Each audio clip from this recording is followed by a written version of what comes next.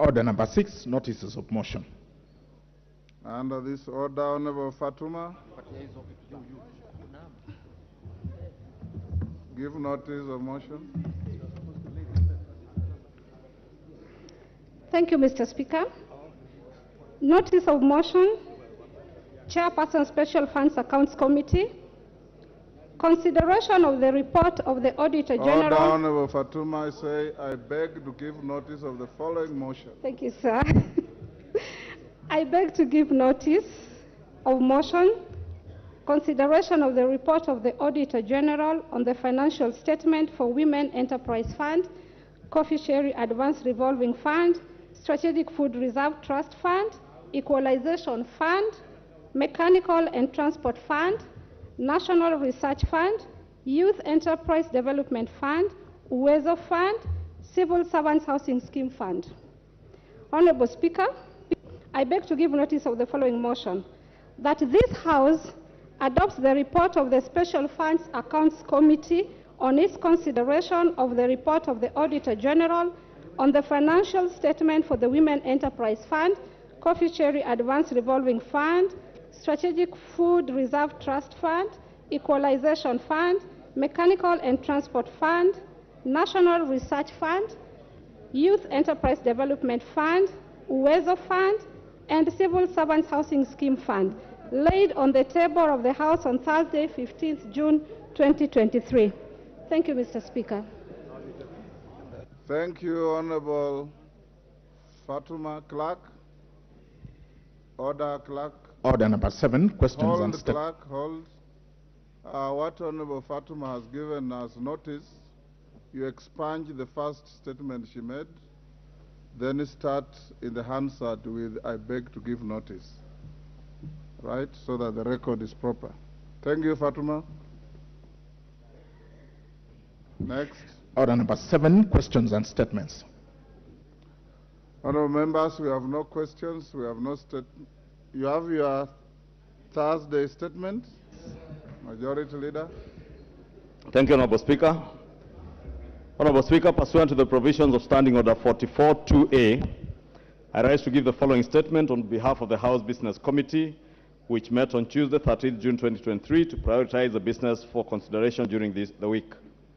Honorable Speaker, as members are aware, this week the House concluded the general debate on the budget estimates of revenue and expenditure for the financial year 2023-2024 and the medium term, and adopted the annual estimates with amendments in the Committee of Supply. Additionally, the House concluded the second reading of the Finance Bill 2023 after the Departmental Committee on Finance and National Planning tabled its report on the bill. I would like to commend the committee and indeed the House for the steadfast commitment and participation during this important business, which has sometimes gone late into the night. Honorable Speaker, members will note that I had previously conveyed that the Cabinet Secretaries for Labour and Social Protection and the Cabinet Secretary Lands, Public Works, Housing and Urban Development were scheduled to appear before the House on the afternoon of Wednesday, 14th June 2023, to respond to the questions in the plenary of the National Assembly. However, due to priority business before the House, this has been postponed to a date that shall be communicated. Honorable Speaker, with regard to the business for Tuesday next week, the House is expected to consider the Finance Bill 2023 at Committee of the whole House in the course of a week, and the Appropriations Bill 2023 also in the course of a week at all stages, once it is published. Debate on the following business will also continue next week. 1. Report of the Departmental Committee on Environment, Forestry and Mining on the ratification of the Kigali amendments on the Montreal Protocol on the substances that deplete the ozone layer. 2. The report of the Departmental Committee on Environment, Forestry and Mining on the ratification of the Bamako Convention on the ban of the importation into Africa and the control of transboundary movement and management of hazardous waste within Africa. 3. The report on United Nations Convention Against Corruption, UNCAC, and Global Parliamentarians Against Corruption, GOPAC, Annual General Meeting, and 4. The second reading of the Statutes Law Miscellaneous Amendments Bill of 2022. Finally, the House Business Committee, Honorable Speaker, will convene on Tuesday, 20th June 2023 to schedule business for the rest of the week. I now wish to lay the statement before the table of the House. Thank you, Honorable Speaker. Thank you. Next. Yes, Junet, what is... Mr. Speaker, in line with the statement that has been tabled by the majority leader, I think now there is clarity in the House that the finance bill is coming up for the third reading on Tuesday next week. Because, Mr. Speaker, you know, yesterday when we were debating the finance bill in the second reading, there was a lot of confusion that people didn't know, and many members are saying did not know that the question will be put, even though we have Standing Order 95 that allows anyone to stand up and ask for the mover to reply. But now with clarity and with a statement that now has been tabled by the majority leader, there is clarity that the third reading is going to happen next week on Tuesday, and members must be aware of that, especially members on our side. Now you can prepare properly. Thank you very much. Yes, Chungwa. Honorable Speaker, you know my good friend, the Honorable Junet, might not have heard me clearly. I said from business beginning on Tuesday, in the course of the week, next week, we will have the third reading and the appropriations bill, should it be published over the weekend. But that is not to say it could be Tuesday, and the Honorable Junet is a member of the House Business Committee, and he knows it is a House Business Committee that schedules business for the week, and I believe when we meet on Tuesday 20th, we'll be able to schedule business for next week. Two, Honorable Speaker, there should be no excuse for any member of parliament to be anywhere else other than in the National Assembly, in chamber, debating, and therefore there were no surprises yesterday.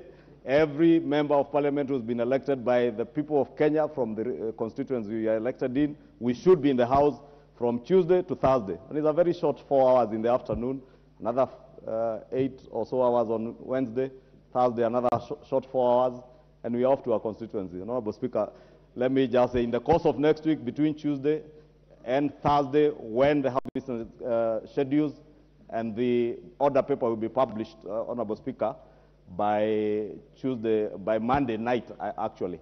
Then the House business schedules when we transact what business. Junet, you want to pursue that? There is clarity now, but you know, Mr. Speaker, the course of the week is a course that you have to, with your indulgence now, Mr. Speaker, and the mood of the House is that on Tuesday we have the finance bill. Can we agree tentatively here and ask the House, Order, Honorable Junet. Order, members, order. For avoidance of any doubt and Honorable Junet's point of order, many members thought that by your vote last evening, you concluded the finance bill. You didn't. There is still the committee of the whole. The bill as you passed yesterday is the bill as published. The committee itself has proposed amendments.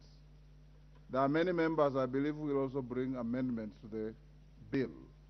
And that will be in the committee of the whole, depending on what the House Business Committee, in which Junet yourself sits, you will give direction as to whether to start on Tuesday or Wednesday or whichever day. But I believe that in the course of business, we should be able to start on Tuesday and proceed until you finish. If you want to truncate the process, you can finish on Tuesday. If you want to mount spirited competition, including but not limited to divisions, then we may be able to go on up to Thursday. But be aware that the finance bill is not done yet. Order. No more points of order. Yes, Senior Counsel. Thank you, Mr. Speaker.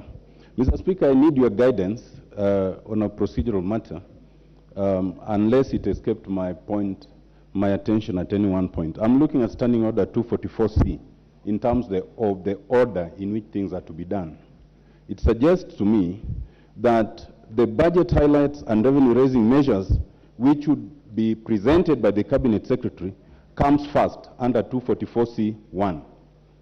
On the same day, under 244C4, on that same day, then the Cabinet Secretary will then present a legislative proposal. It is that legislative proposal which, once presented under now Standing Order 245, constitutes and becomes the finance bill, which then is later discussed. So, Mr. Speaker, I want to understand a situation where the finance bill was already introduced, has already come to the second reading, and the budget proposals have not been made, and the proposal by the Cabinet Secretary has not been presented. What then were we discussing? It is my understanding that if we go that way, then it means we have dispensed with the presentation of the budget proposal by the Cabinet Secretary, in which case I will seek your guidance on why the business you had indicated that will be undertaking from 3 p.m. Thank you, Mr. Speaker. Honorable Senior Counsel, the standing order you are citing was actually rendered negatory by a decision of the court that has been the creation of the process that we are undertaking. So this process is not against any law. I hear somebody saying that you participated in the court case that rendered the standing order negatory. So what we are doing is procedural, and we are not in any way flouting any standing order. It wasn't. Honorable members, I have a short communication. And Senior Counsel, we may pursue that argument later in my chamber if you so wish. And it's in relation to interruption of business, pronouncement on the budget policy highlights, and revenue-raising measures for the national government for the financial year 2023-24. Honorable members, Section 40 of the Public Finance Management Act 2012 and Standing Order 244C require the Cabinet Secretary for the National Treasury to make a public pronouncement on the budget policy highlights and revenue-raising measures for the national government each financial year. In this regard, and as communicated earlier, the Cabinet Secretary will be making this pronouncement shortly. Honorable members, I wish to recognize the dignitaries present in the galleries today. They include members of the Cabinet, led by the Prime Cabinet Secretary, the Honorable Dr. Wycliffe Musalia Mudavadi, EGH. Other guests present today include Principal Secretaries, Chairpersons and Chief Executive Officers of parastatals, senior government officials, members of the Diplomatic Corps, and the development partners. On behalf of the National Assembly and on my own behalf, I welcome all of you to the National Assembly. Honorable members, before I invite the Cabinet Secretary for the National Treasury and Economic Planning to make his pronouncement, I wish to remind the House that in accordance with the provision of Standing Order 244C3, the Cabinet Secretary shall be heard without question or clarification sought. Further, the provisions of the Parliamentary Powers and Privileges Act 2017 do apply to the Cabinet Secretary during this sitting. Not all Cabinet Secretaries present, but only the Cabinet Secretary for the Treasury and Planning. Honorable members, I now interrupt the business of the House to allow the Cabinet Secretary for the National Treasury and Economic Planning to make public pronouncement on the budget policy highlights and revenue-raising measures for the national government for the year 2023-2024 and the medium term. Cabinet Secretary for the National Treasury and Economic Planning, Professor Njuguna Ndung'u, CBS, you may now proceed. The floor is yielded to you.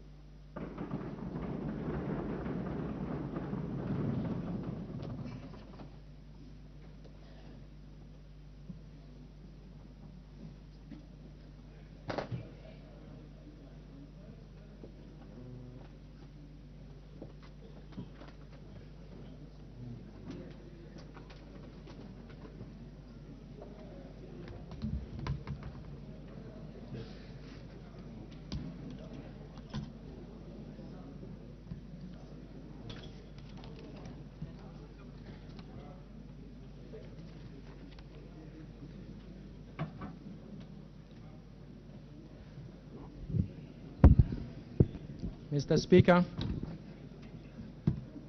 it is a great honor and privilege for me to present to this august House and to the people of the Republic of Kenya the first budget of the Kenya Kwanza administration under the...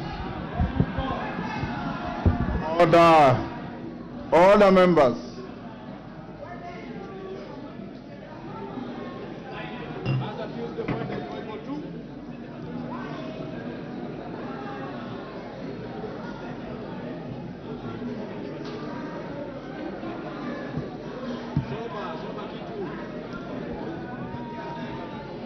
Okay.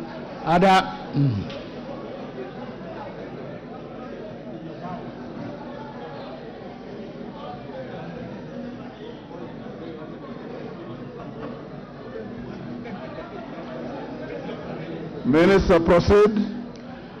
Thank you, Mr. Speaker. It is a great honor and privilege for me to present to this august House and to the people of Kenya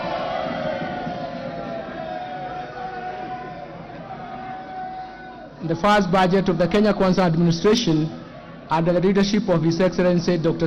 William Samoei Ruto, the President of the Republic of Kenya, and the Commander-in-Chief of the Defense Forces. I do this in compliance with the Standing Order number 241 of the National Assembly and Section 40 of the Public Finance Management Act of 2012 that requires the Cabinet Secretary for the National Treasury to make pronouncement of the budget policy highlights and revenue-raising measures to the national government. This being the first budget following the conclusion of the general election held in August 2022, allow me to congratulate all the honorable members who were re-elected and those who are serving for the first time in this august House. I look forward to working closely with all of you as we implement the bottom-up economic transformation agenda designed to achieve a sustained economic recovery for improved livelihoods for all Kenyans. Before I proceed, Mr. Speaker, allow me to take this opportunity to express my deep appreciation to His Excellency, the President for appointing me to the Cabinet Secretary, to the position of the Cabinet Secretary of the National Treasury and Economic Planning, and entrusting me with the honor of overseeing the management of macroeconomic policy and public financial management for this great nation. I also wish to extend my sincere gratitude to His Excellency, the President, for his wise counsel during the preparations of this budget policy highlights and revenue-raising measures that will lay a strong foundation for our socio-economic transformation. Mr. Speaker, the financial year 2023-2024 budget has been prepared against a background of a challenging external and domestic environment. In addition, the COVID-19 pandemic, Kenya has, over the past years, suffered and also a series of devastating negative and persistent shocks that include the worst drought in decades, as well as adverse spillover effects of the conflict in Eastern Europe and a tight global financial market condition. The combination of all these negative and continuing shocks are what we describe as a perfect storm that has confronted this new administration. The extreme climate change events have emerged as key drivers of food security and increased cost of living. Indeed, our people are currently confronted with increasing higher prices of basic foods, commodities, energy, and transport. This calls for urgent and decisive interventions, especially on our supply side response. Mr. Speaker, in fulfillment of the requirements under the Constitution on public participation, we accorded Kenyans an opportunity to share their views on issues that needed to be addressed in this budget. Mr. Speaker, we received from many Kenyans proposals and suggestions that have informed the priorities outlined in this budget statement. The key concerns raised by the public can broadly be clustered around 5 issues. 1, the high cost of living. 2, the high cost of unemployment. 3, and this is mostly among the youth. 3, the high tax burden. And 4, the wastage of public resources. And finally, the high public debt. Mr. Speaker, having listened carefully to the concerns from the public and taking cognizance of the socio-economic and environmental challenges facing the country, the budget policy highlights seeks to provide solutions to the said concerns as we all work towards accelerating economic recovery. Proactively, the Kenya Kwanza government has begun the journey to bring down the cost of living and improve the livelihoods, while at the same time fostering a sustainable, inclusive economic transformation. The government has taken the long-term sustainable approach of subsidizing production of goods instead of consumption to respond to the rising cost of living. In this regard, the government has instituted immediate interventions that are aimed at providing short-term solutions to the high cost of living, while at the same time building a momentum for the long-term economic vibrancy and transformation. In particular, the government has covered the following areas. First, through the e-voucher fertilizer subsidy program, availed to 6 million of 50 kilogram bags of subsidized fertilizer worth 15 billion that are retailing at a cost of 350 per bag, a reduction from the market price from 6,500 per bag, representing a subsidy of Kenya shillings 3,000 per bag. So far, the government has registered 5 million farmers nationwide and issued over 2.5 e-vouchers to registered farmers. As a result, Kenyan farmers have been able to plant at least 200,000 additional acres of food this year and used 2 million more kilograms of seeds, and that is expected to improve the agricultural yields. Second, the government has granted duty waivers for importation of key food products such as white maize, rice, yellow maize, soya beans, soya bean meal, assorted protein concentrates, and feed additives effective from 1st February to 6th February, 1st February this year to 6th August 2023. This has been done in order to bridge the food stocks deficit and will lower the cost of food prices. As a result of the drought, third, the mitigation measures and the climate adaptation programs, the government initiated a national tree planting campaign that seeks to enhance our national tree cover from 12% to 30% through a target of planting 15 billion trees by 2032. In addition, the government has initiated new dam constructions to address the drought concerns and ensure Kenya has enough harvested water to facilitate a water management strategy for irrigation and food production.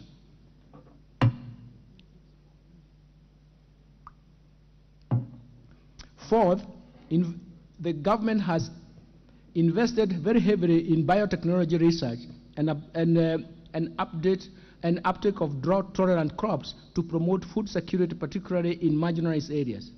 In the current year, over 250 metric tons of assorted drought-tolerant seeds valued at Kenya shillings 50 million have been distributed in Embu, Meru, Makueni, Machakos, Tharaka Nithi, Murang'a, Nyeri, Siaya, and Busia counties. Fifth, the government has reformed the National Health Insurance Fund to meet the urgent needs of Kenyans at the bottom of the socio-economic structure by actualizing its purpose as a social medical insurance facility. In addition, the government has committed to deliver universal health coverage to ensure that every Kenyan attains dignified health care at a minimum subscription fee. And finally, the government has reviewed the policy on the energy sector with the aim of developing and diversifying this market further by improving the sourcing and supply of cooking gas that inevitably has resulted in high costs that drive domestic inflation. This has allowed for additional players to be licensed and to set up liquefied petroleum gas facilities.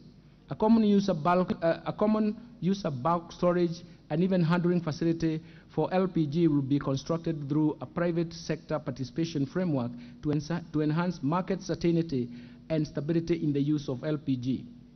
This will cut costs of handling and evacuating gas from ships to the mainland, and hence allowing dealers to pass through the cost of relief to consumers. Mr. Speaker, in order to improve service delivery and support livelihoods and businesses, as well as strengthen governance institutions, the Kenya Kwanza government has, since assumption of office, established Financial Inclusion Fund. This is commonly known as the Hustlers Fund. That was set up in November 2022 to provide access to affordable credit to individuals and MSMEs, medium and small enterprises, and to encourage savings. This is an intervention that will remain at the bottom of the pyramid in order to access borrowing under the fund. A customer only needs to register through his or her mobile phone. Since the launch of the first product, the Hustler Fund Personal Loan Fund, the government has invested a total of 11 billion shillings. This money has been revolving within the fund, providing low interest rate at 8% per annum, and so far 16.07 million Kenyans, of which 7.1 million are repeat customers, have actually accessed the fund. So far, 30.8 billion has been borrowed from this revolving fund. In addition to borrowing, the fund is designed to encourage savings. To date, 1.5 billion has been saved as a mandatory savings, while Kenya shilling 17 million has been saved on a voluntary basis. We have witnessed a phenomenal growth in the number of transactions that currently stand at 43.5 million transactions. The largest number of the times a single customer borrower has borrowed from the fund, about 50 times, indicating strong traction of the Hustlers Fund. To further empower the medium and small enterprises, the government on 1st June 2023 launched the second product of the Financial Inclusion Fund that is aimed at facilitating Kenyan access funding through groups. This follows the phenomenal success of the personal loans products under this initiative, and this will allow lending groups such as chamas and SACCOs and SACCOs. The groups can now borrow loans from between 20,000 shillings to 1 million shillings. Third, we have redesigned the competence-based education curriculum to make it responsive to our education needs. And fourth, I've employed over 30,000 teachers in a historic and unprecedented drive to improve the national teacher-pupil ratio and enhance performance. Fifth, government has introduced a new funding model for higher education that will make the universities and technical training fully inclusive, financially self-sufficient, and also capable of competing with their peers globally while contributing to our national socio-economic transformation. Sixth, the government has established the National Open University in order to make higher education inexpensive, affordable, accessible, inclusive, and attainable to all. The university will create its charter before the end of this month, that is June 2023. Seventh, the government has launched several affordable housing projects across the country, translating to about 36,000 housing units in just 8 months. Eighth, the government has proposed and moved with digitalization, and the digitalized and automated services to the tune of 3,570 of government services through the eCitizen platform. that has enhanced access to government services and brought greater convenience to citizens. The government targets to bring on board close to 5,000 services on the e-citizen platform by the end of 2023. Number 9 is the government has launched a data protection registration system to provide digital identity to all Kenyans in order to facilitate the transactions between the government and its citizens. Finally, returned the port operation from Mombasa and Naivasha to Mombasa. Returned the port operations from Nairobi and Naivasha to Mombasa in order to revamp the coastal economy and give importers, especially the business community, a choice on cargo clearance. The government has introduced a G2G, a government-to-government arrangement for oil importation to provide a longer-term supply of fuel and ease the monthly demand of US dollars in a situation where global dollar shortage was ensuing. Government has also appointed 4 Court of Appeal judges and 2 judges of the Environment and Land Courts in line with the recommendations of the Judicial Service Commission to strengthen the judiciary. Further, the government escalated the actualization of the judiciary fund that will increase the allocation of resources towards enhancing the access to justice. And finally, the government has enhanced the independence of the National Police Service by granting them financial autonomy as envisaged in our Constitution.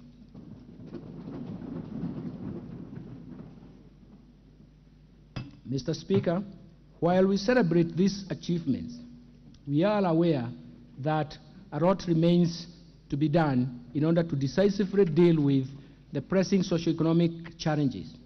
First, to reverse the effect of the recent past negative shocks that have been persistent. And second, to improve and accelerate the betterment of the livelihoods of Kenyans. It is for this reason that the government is implementing the bottom-up economic transformation agenda, popularly referred to as BETTER, which is geared towards economic turnaround and inclusive growth. It is aligned to this agenda. It is in alignment to this agenda for this year's budget theme carries that spirit. This year's budget the theme is bottom-up economic transformation and climate change mitigation and adaptation for improved livelihoods of Kenyans. Consistent with this, the government will scale up implementation of policy priorities and structural reforms under the bottom-up economic transformation agenda, as detailed in the 2023 budget policy statement and the 4th medium-term plan, MTP4, which is currently under development, and that it will guide the attainment of these development objectives, as well as a continuation of the Kenyan Vision 2030 and Sustainable Development Goals. The strategy will involve increasing investments in 5 strategic sectors that have the largest impact and linkages to the economy, as well as on household welfare as the starting point. These 5 sectors include agricultural transformation, micro and small medium enterprise economy, housing and settlement, healthcare and digital superhighway, as well as the creative industry. Special focus will be placed on the interventions that reduce the cost of living, create jobs, achieve more equitable distribution of income, enhance social security, and expand the tax base for more revenues to finance development. And finally, also geared towards increasing foreign exchange to give us flexibility in that market. Mr. Speaker, we intend to implement the policy priorities within a sustainable fiscal framework. Overall, we have moderated our spending to ensure the value for money and enhanced the revenue mobilization efforts to ensure that our public debt remains on a sustainable path. Prioritization is critical because resources are scarce, thus limiting our capacity and desire to cover everything at once. In this regard, the budgeting process for the priority programs under the bottom-up economic transformation agenda will be managed through a value chain approach. This has ensured that the resources allocated along the value chain are allocated to all the components along the value chain, thereby eliminating duplication of roles, removing any funding gaps, and enhancing efficiency in the use of available budgetary resources. Mr. Speaker, it is now my privilege and honor to present the economic and fiscal policy underpinnings the government's bottom-up economic transformation agenda for improved livelihoods to Kenyans. Thereafter, I will broadly outline the proposed resource allocations and revenue-raising measures that the government will implement in the financial year 2023-2024 budget. But before I proceed to elaborate on programs, let me start by highlighting the economic context in which this budget has been prepared. Let me start with economic policy context and focus on the global economy. Mr. Speaker, the financial year 2023-2024 budget has been prepared against a background of increased uncertainties in the global economic outlook, reflecting continued geopolitical tensions, particularly the ongoing conflict in Eastern Europe, and the pace of monetary policy tightening amidst concerns about financial sector stability in the advanced economies. As a result, the global economic growth is projected to slow down to 2.8% in 2023 from 3.4% in 2022. Economic prospects are also expected to slow down across regions and countries. Nevertheless, the commodity prices in the global markets, particularly oil and food, have been easing due to improved and functioning supply chains. Let me turn to domestic economy. Mr. Speaker, on the domestic scene, the economic growth for 2022 slowed down to 4.8% from 7.6% in 2021 due to adverse impact of the multiple shocks that affected the economy. Kenya's growth in 2022 was supported by growth in the services sector, while the agricultural sector contracted for the second consecutive year due to the prolonged drought effects, but that also contributed to a slowdown in the growth of manufacturing sector as well as that of wholesale and retail trade sectors. Mr. Speaker, the economy is expected to rebound and expand by 5.5% in 2023 up from 4.8% in 2022. And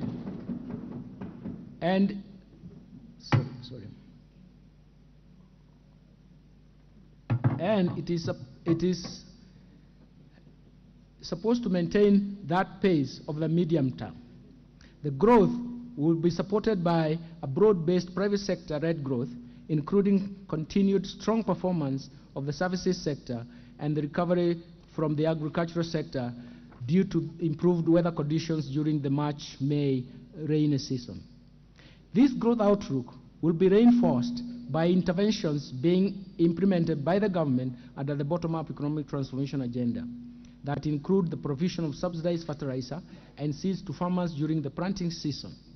Further, economic activity is expected to improve and drive aggregate demand expansion as the international international commodity prices is coupled with improved exports and resilient private sector consumption, as well as the ongoing public-private investments.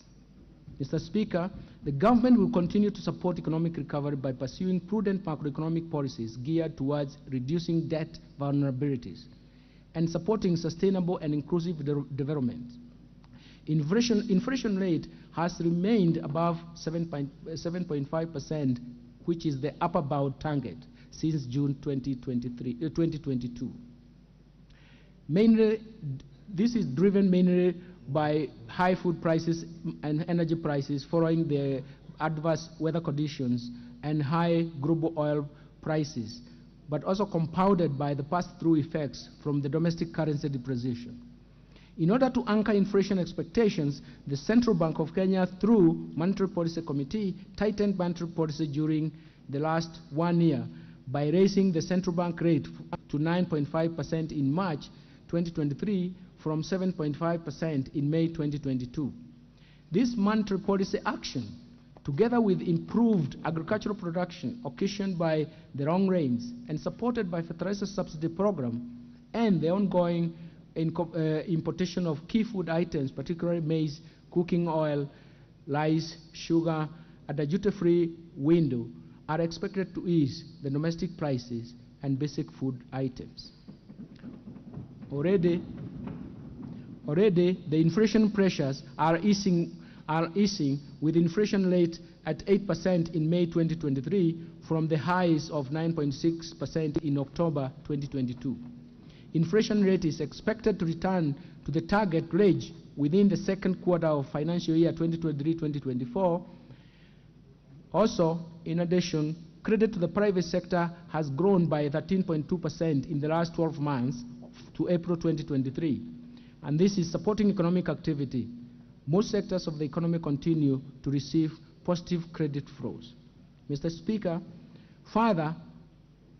to further anchor inflation expectations, the Central Bank of Kenya will continue to implement reforms outlined in the White Paper on modernization of the monetary policy framework and operations that are aimed at enhancing the effectiveness of monetary policy formulation and implementation to prevent monetary policy falling behind the curve.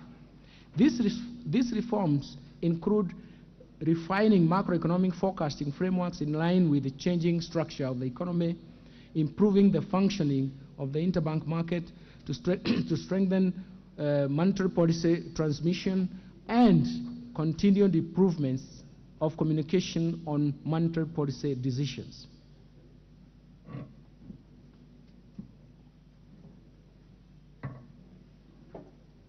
Mr. Speaker, the fiscal policy stance over the medium term aims at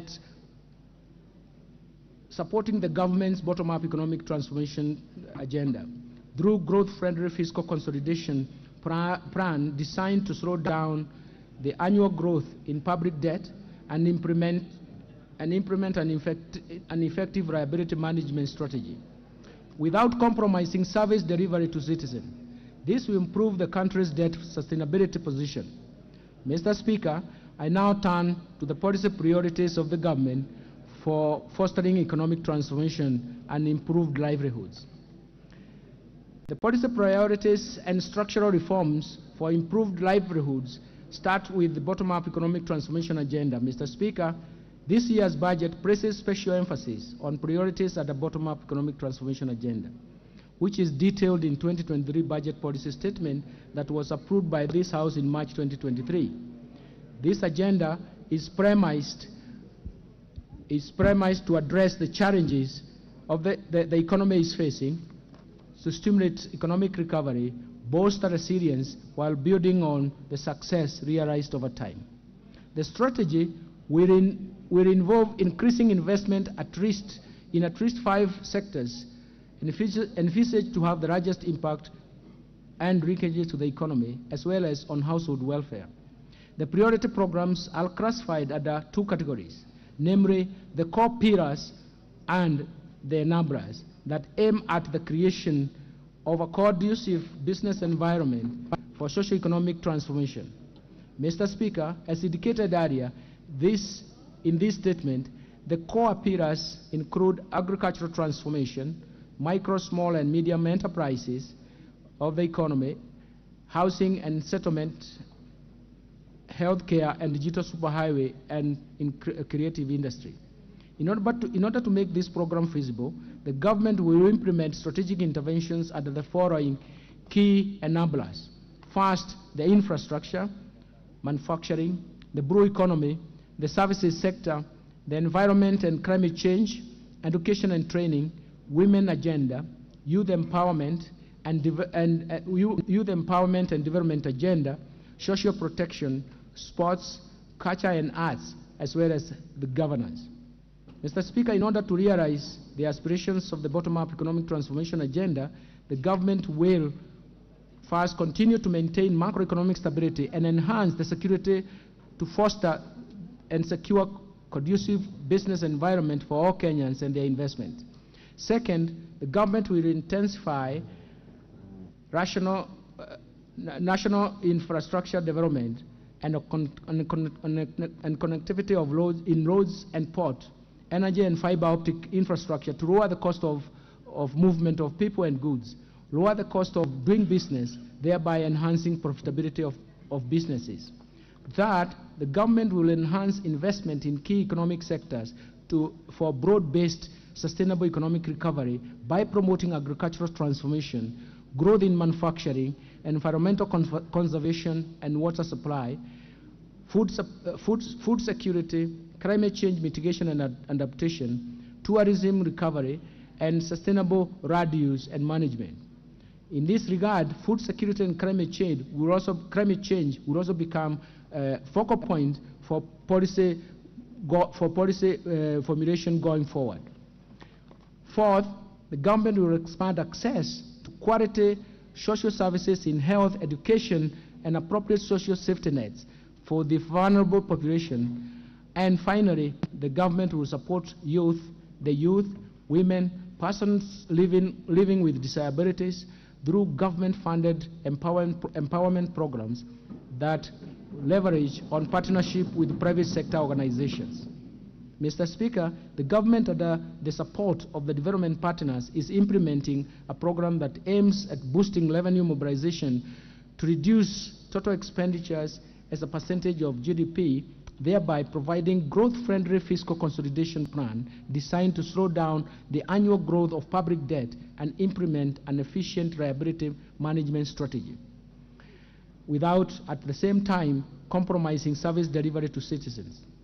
The fiscal consolidation plan targets to gradually reduce the fiscal deficit, including grants, from 6.2% of GDP in the financial year 2021-2022 to 5.8% of GDP in the financial year 2022-2023 to 4.4% of GDP in financial year 2023-2024, and further reduce the fiscal gap further to 3.6% in financial year 2025-2026.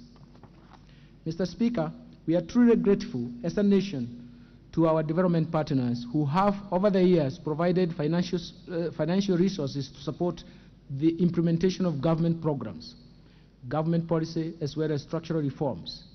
In particular, allow me to single out the multilateral institutions, specifically the World Bank and the International Monetary Fund, the European Union, the African Development Bank, and the many bilateral donors, institutions, and governments that have walked the journey of socio-economic transformation with Kenya.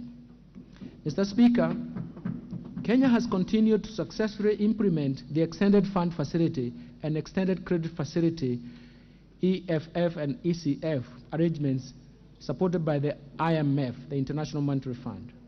We concluded the fifth review of the program in May 2023, and we agreed on the augmentation of access under the program of 75% of the quota, that is SDR special drawing rights for 407.1 million, or which is about US $544.3 million, an extension of the duration of the EFF, ECF arrangement by 10 months to April 2025 to allow sufficient time for meeting the program objectives, and on a new 20-month Resilience and Sustainability Facility, RSF, arrangement that will allow us to access 75% of our quota that will run parallel with the EFF, ECF program arrangements until April 2025.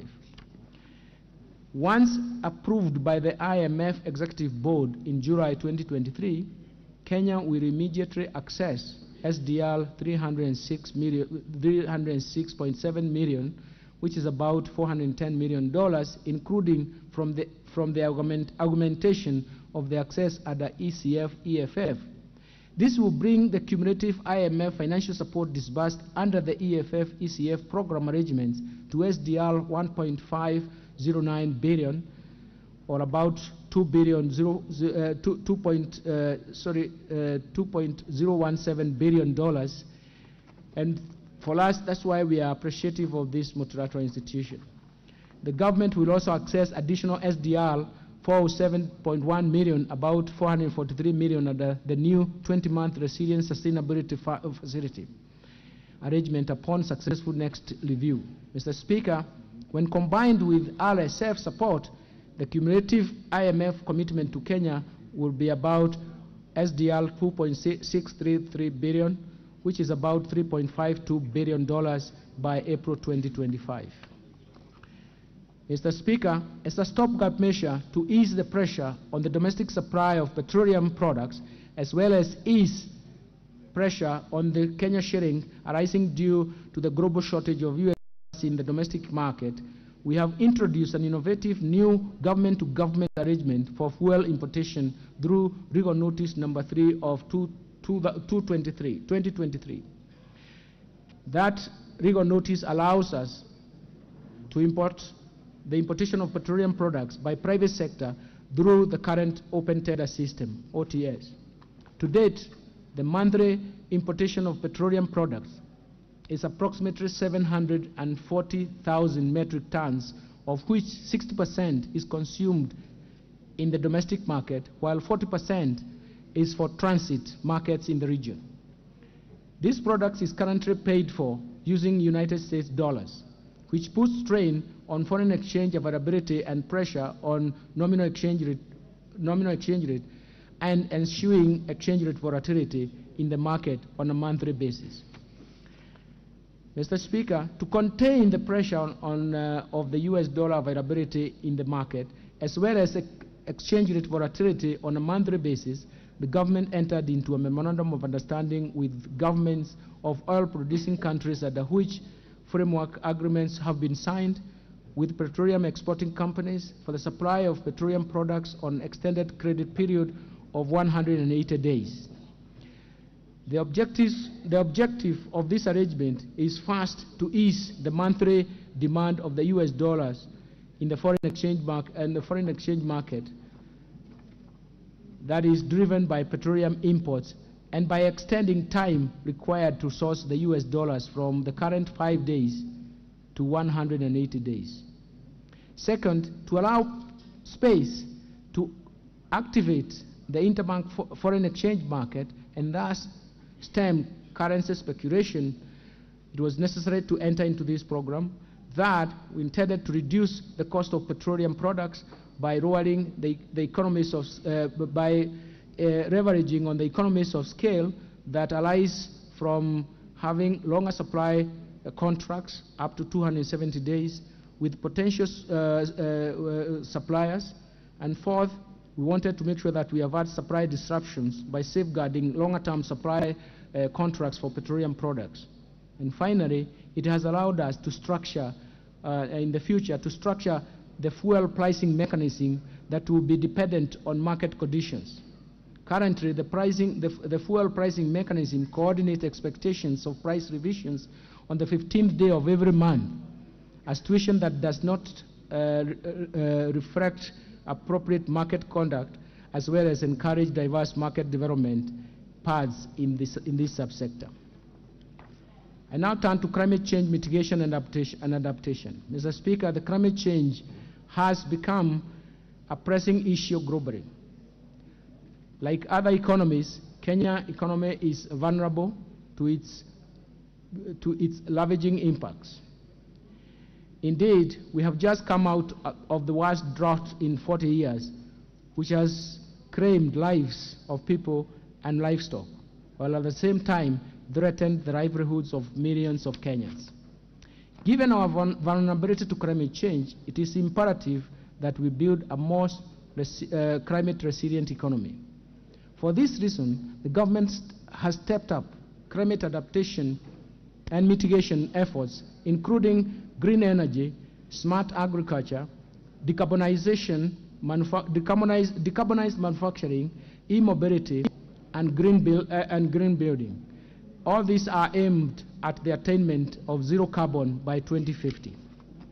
The government has committed to secure our future and to achieve a clearer and safer environment for all Kenyans by reducing greenhouse emissions, halting and reversing deforestation, biodiversity loss, and land degradation. In this regard, issues of climate change, mitigation, and adaptation have been mainstreamed in all government programs and across all levels of government.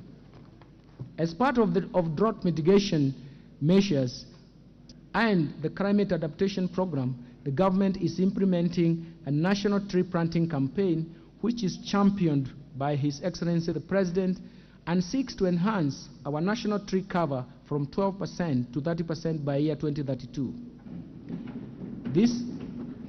This will entail planting at least 15 billion trees over that period.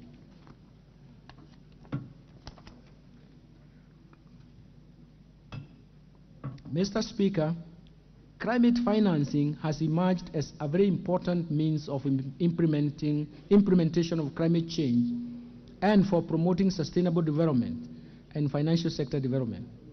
To enhance financial flows from the Green Climate Fund, GCF, the government will continue to implement National Green Climate Fund strategy, which provides an elaborate framework of coordinating and attracting resources from the Green Climate Fund.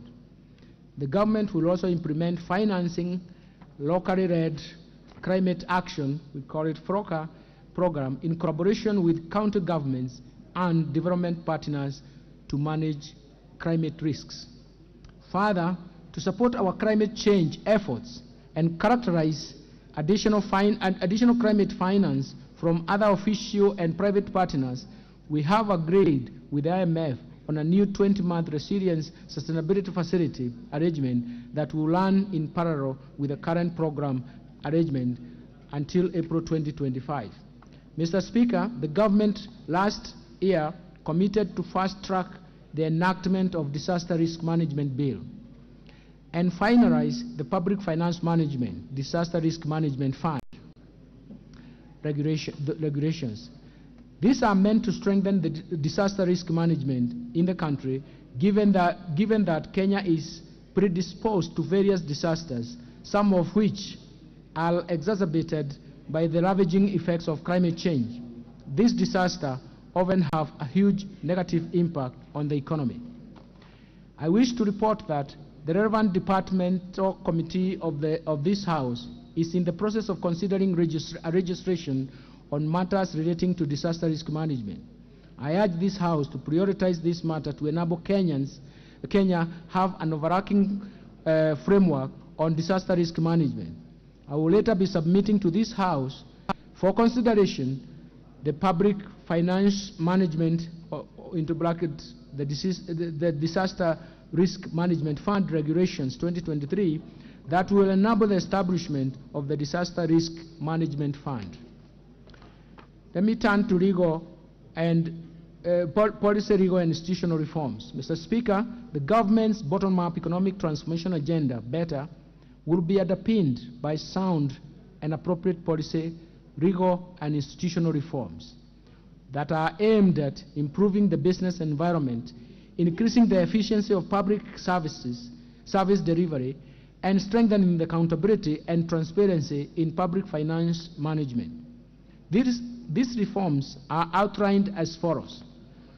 First, the procurement reforms. Mr. Speaker, on a continuous basis, the government reviews the procurement policies and procedures to ensure that we achieve efficiency and transparency and enhance good governance and promote savings in the procurement process. This is one critical area that government can achieve efficiency and unlock savings given the limited financial resources and fiscal space. With this in mind, Mr. Speaker, last year the National Treasury committed to this House to roll out an end-to-end e-government procurement system, EGP, with a pilot phase commencing in July 2022 and a target date for full rollout to all ministries, departments and agencies in January 2023. I wish to report to this House that the process is still in progress, albeit with some delays. The system will be rolled out by December 2023 to both national and county governments. Once rolled out, all government procurement and asset disposal procedures and processes will be managed online through the system. The system will enhance efficiency and transparency in the procurement functions. The system will also ease cost of doing business with the government and has the capabilities of monitoring and tracking all public procurement and asset disposals. Mr. Speaker, the government remains committed to facilitate access to government procurement opportunities and empower the MSMEs owned by women, youth, and persons with disabilities.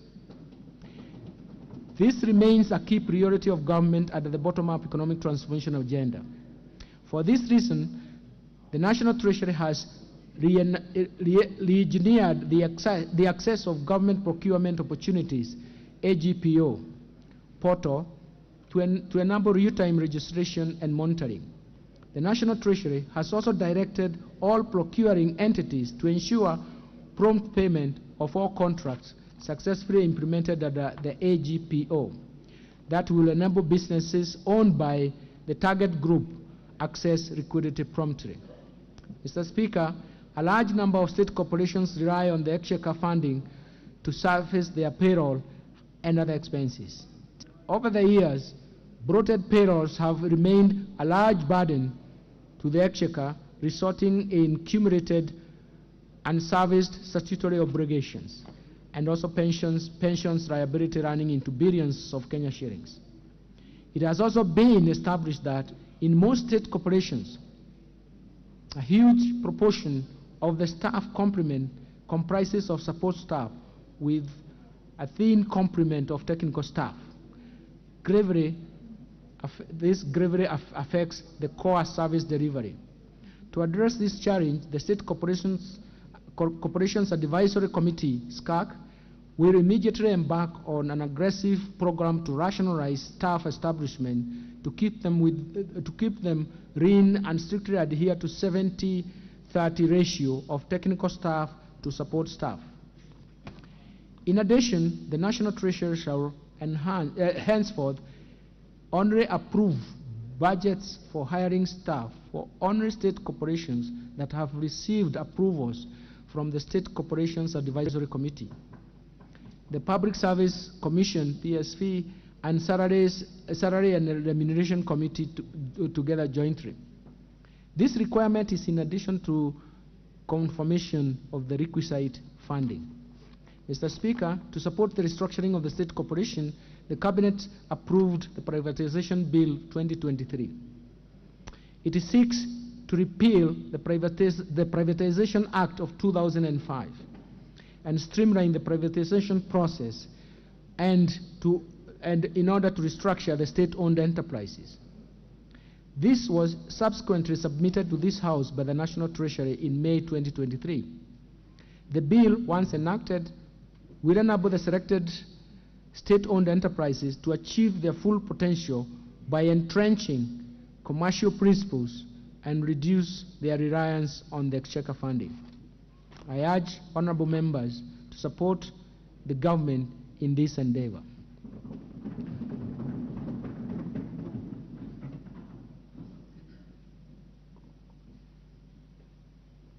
Mr. Speaker, in financial year 2022-2023, the government initiated a number of reforms in Kenya Power and Lighting Company, KPLC, and Kenya Airways, KQ, aimed at improving their efficiencies, reducing costs, and increasing revenues. To further enhance KPLC's financial sustainability, the government will restructure the balance sheet, mainly focusing on the huge loan balances, payables, and receivables. This will in turn address the current huge liquidity gap at KPLC. Towards this end, the government will implement a 4-point action plan focusing on, first, transfer of all transmission asset/stroke lines to Kenya Electricity Transmission Company, KETRACO. Second, the government will settle outstanding rural electrification schemes, RES operations and maintenance costs, which has a deficit of 19.4 billion as of June 2022, and ensure that KPLC and Rural Electrification and Renewable Energy Corporation enter into a commercial contract for the future rural electrification schemes maintenance costs. Third, the government will develop and implement a turnaround strategy that includes the reduction of system losses from the current 22.4% to 14.4% by end of June 2025. Fourth, the government will establish a new governance structure of KPLC to give private sector stakeholders fair representation reflecting the company's shareholding structure. With regard to Kenya Airways, the government's policy stance is to turn around the airline and position it as a Pan-African carrier that will ensure it is run with profitability and sustainability objectives, eventually reducing the airline's dependency on budgetary support. Let me turn now to pending bills for the national and county governments. Mr. Speaker, the total outstanding national government's pending bills as of 31st March 2023 amounted to 537 Kenya shillings 537.2 billion, comprising of 450 billion for state corporations, semi-autonomous government agencies, and Kenya shillings 79.3 billion for ministries, departments, and agencies. During the same reporting period, the county governments reported pending bills of Kenya shillings 159.7 billion. The management of the pending bills is a challenge. In the public eye, will form an important benchmark, and in the public eye, it will form an important benchmark upon which the overall integrity of government style of financial management will be tested and judged. The delay in settling payments of pending bills has led to deterioration of financial positions of businesses, in particular micro and small medium enterprises, including business owned by women, youth, persons with disabilities. In view of the above, the National Treasury has prepared a cabinet memo requesting the cabinet to approve the establishment of a pending bills verification committee to carry out a thorough analysis of the stock of all pending bills and advice on how the bills would be settled. Once the outstanding pending bills are cleared by the verification committee, the National Treasury will direct all entities to ensure strict adherence to Public Finance Management Act of 2012 and clear pending bills as a first charge on the budget of the concerned entity in the subsequent financial years. Let me turn now to financial sector stability and development. Mr. Speaker, the banking sector remained stable and resilient in 2022. Deposits held by the sector increased by 12.3%, while pre-tax profits increased by 22.0%. On the other hand, gross non-performing loans for the sector stood at 13.3% in December 2022, a decline from 14.7% in June 2022. The need to build resilience and to exploit emerging opportunities has led to increased consolidation as well as regional expansion through acquisitions. This has led to strong institutions supporting the stability of the banking sector. The sector is therefore expected to remain sound and stable in 2023, building on the reform initiatives and buffers that have been built over the years. Mr. Speaker, in order to address consumer protection concerns arising from unregulated digital lenders, the Central Bank of Kenya introduced Digital Credit Providers Regulations 2022 that were approved in May 2022. They provide regulations and guidelines for the licensing and oversight of previously unregulated digital credit providers. I'm happy to report that by the end of March 2023, 32 digital credit providers have been licensed, while others are at different approval stages. More importantly, the Central Bank of Kenya is working with other agencies and regulators, including the Office of the Data Protection Commissioner, to ensure all digital credit providers are brought into the regulatory perimeter to protect consumers. Mr. Speaker, in an effort to transform Kenya's financial markets, the Central Bank will soon launch the upgraded Central Securities Depository Code named DAO CSD. The upgraded Central Securities Depository will improve financial market liquidity, enhance operational efficiency in domestic debt market, further promoting market deepening, and also broadening financial inclusion through expansion of digital access and position Kenya as the preferred financial hub in the region. The Central Securities Depository will also scale up services to the public sector, to the public market participants, and support our diaspora investors via a versatile and highly scalable digital solution with capacity to deliver seamless investor experience and convenience.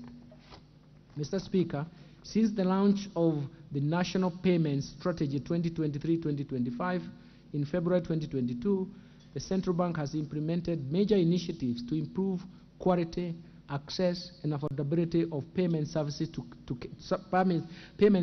Kenyans. These include implementation of mobile money interoperability, licensing of new payment service providers, and rollout of key standards that increase convenience of payment services in line with global best practices. Building on these gains, in the financial year 2023-2024, the Central Bank, together with other stakeholders, will first undertake a comprehensive review of the National Payments System Act of 2011 and National Payment System Regulations of 2014 to modernize Kenya's payments legal and regulatory framework in line with emerging trends, innovations, and enhance oversight for improved service delivery to Kenyans. Second, it will develop and implement an interoperable payments platform to unlock cost-effective, real-time, and retail payments across banks, payment service providers, card schemes, and other regulated financial institutions. This will further contribute to lowering the cost of these services, increase choice, competition, stability, and widespread adoption of digital payments among Kenyans. Mr. Speaker, in order to reduce money laundering vulnerability, the Central Bank has reviewed and enhanced the banking sector Know Your Customer KYC and Customer Due Diligence CDD processes. This will further strengthen the effectiveness of the banking sector, anti-money laundering, and combating of financing of terrorism and the proliferation of financing, PF, risk-based supervisory framework. Indeed, AML CFT PF regime is important to uphold. Let me turn to deposit insurance reform. Mr. Speaker, financial stability risks have increased rapidly as the resilience of the global financial system has been tested by high inflation and rising interest rates. In order to enhance protection of the depositors, the Kenya Deposit Insurance Corporation is in the process of reviewing the current coverage limit of 500,000 with a view to ascertain its adequacy in protecting the micro, small, and medium enterprises. In addition, the corporation has developed an alternative dispute resolution mechanism and framework to address disputes between financial institutions that have been crossed and their respective stakeholders, thereby fast-tracking release of available resources and winding up those banks under liquidation. Let me turn to Capital Markets Authority, Mr. Speaker. The Capital Markets Authority, capital markets remain a critical catalyst in mobilizing of savings and investments towards productive enterprise in Kenya. In order to support micro and small medium enterprises, access to financing via capital markets, the Capital Markets Authority has developed the Capital Markets Public Offers Discount Regulations for 2023. These regulations will enable MSMEs raise debt and equity capital via Nairobi Securities Exchange. The authority is also implementing the Capital Markets Investment-Based Crowdfunding Regulations 2022, and that will support Kenyan startups to raise finance from both global and local investors. Mr. Speaker, as part of these initiatives to support the real estate sector, the LAP Trust, Imara Real Estate Investment Trust, late, has been listed in Nairobi Securities Exchange following the approval of the Capital Markets Authority. This will provide investors with a unique opportunity to invest in a diversified portfolio of income-generating real estate assets. Let me turn now to pension reforms. Mr. Speaker, pension coverage in Kenya currently stands at 22% of the working population, leaving majority of Kenyans without a pension cover. This underscores the need to extend pension coverage to the informal sector, which constitutes the majority of our workforce. To this end, Mr. Speaker, the government is working on a national pensions policy to address key concerns on coverage, portability of schemes, reciprocal arrangements to address concerns of Kenyans in the diaspora, and mitigate the fragmentation in the sector. In furtherance of the ideals at the bottom-up economic transformation agenda, the National Treasury has established an innovative scheme, the Kenya National Enterprise Savings Trust, KNEST, with a focus on the population in the informal segment of the economy. In order to promote uptake of the scheme, we will deliberately form strategic partnership to facilitate voluntary pension contributions for individuals in this sector and to continue to explore options to provide diverse pension solutions for self-employed individuals. Mr. Speaker, to effectively administer the public service pensions, the National Treasury will invest in modern technology and digital solutions to streamline pension processes and improve service delivery. In this regard, public service schemes will provide user-friendly online platforms that allow the pensioners to access their pension statements, make inquiries, and update their personal information conveniently. The government continues to implement public service superannuation schemes with the end goal of easing the burden of pension payments by the government. Let me turn to insurance reforms, Mr. Speaker. In the past 2 years, the insurance sector has grown by 3.36 billion shillings from a premium of 273 billion. The industry has also attracted investment from key multinational players. In order to further enhance the growth of the sector, the Insurance Regulatory Authority has rolled out a micro-insurance framework that will contribute to increase penetration coverage for the individuals with low incomes.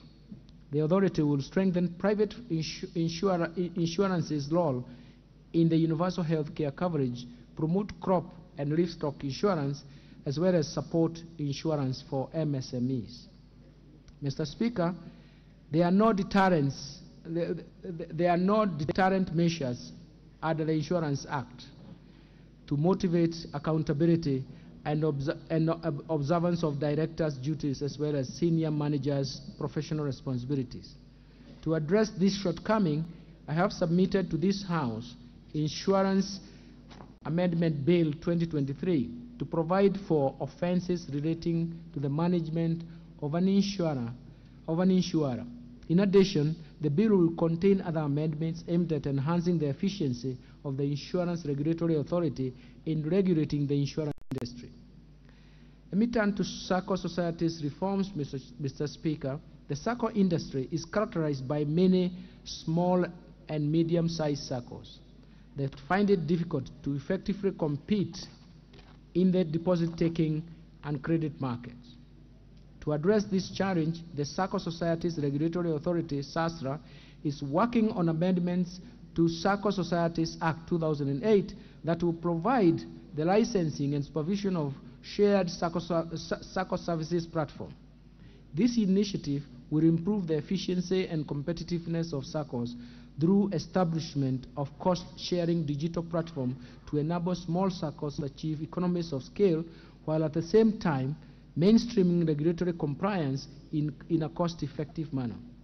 Mr. Speaker, 12 years ago, the government introduced prudential regulation to secure financial stability of SACCOs and boost savings for members. However, there has been a lack of a resolution mechanism for financially distressed SACCOs. In addition to addressing these challenges, the SACCO Society Regulatory Authority has proposed amendments to the SACCO Societies Act 2008 to provide for a framework for appointment of trustees to the Deposit Guarantee Fund for SACCOs in Kenya, DGF. Let me turn to unclaimed financial assets, Mr. Speaker. The Unclaimed Financial Assets Authority Act does not provide for claimers to designate a beneficiary of their assets or to a cause of their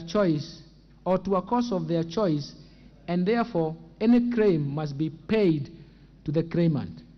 To address this, I have proposed to amend the Unclaimed Financial Assets Authority Act so as to empower claimants to designate beneficiaries of the unclaimed asset or to a cause of their choice. Let me turn to ease of doing business, Mr. Chairman, and consumer protection. Mr. Speaker. Mr. Speaker, in order to ease the cost of doing business and minimize compliance costs for micro, small, and medium enterprises, the Competition Authority of Kenya will exempt MSE, medium and small enterprise sector from merger notifications, thus enabling startups, digital businesses, among others. Further, the authority will monitor and conduct surveillance audits specifically in the manufacturing and agro-processing sector so as to protect MSMEs from incidences and abuse of buyer power.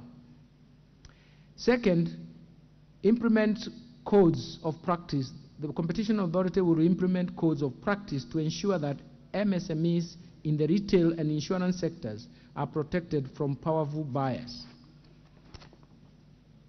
The Competition Authority will screen and investigate infractions such as suspected cartels or abuse of dominance conduct, such as excessive pricing, price discrimination, predatory pricing, margin squeeze, to ensure a level playing field. And the Competition Authority will actualize and initiate actualize the initiative area started with the National Assembly to address the issue of price fixing by professional services to make the fees competitive and improve the quality of services. On consumer protection, the authority will monitor and investigate emerging consumer issues on the utility sector, pharmaceuticals, digital financial services, e-commerce, insurance, aviation, and safety of basic commodities. In addition, the authority will seek redress through replacement or refunds to customers affected by dark commercial patterns, scams, fraud under the digital economy. Let me turn now to the fiscal framework. Mr. Speaker, the government fiscal policy for the financial year 2023-2024 and the medium-term budget aims at undertaking a growth-friendly fiscal consolidation plan to ensure debt sustainability. This will be achieved through improved revenue collection, primarily through broadening of the tax base and containing overall expenditure to target set, while prioritizing higher impact social and investment expenditure.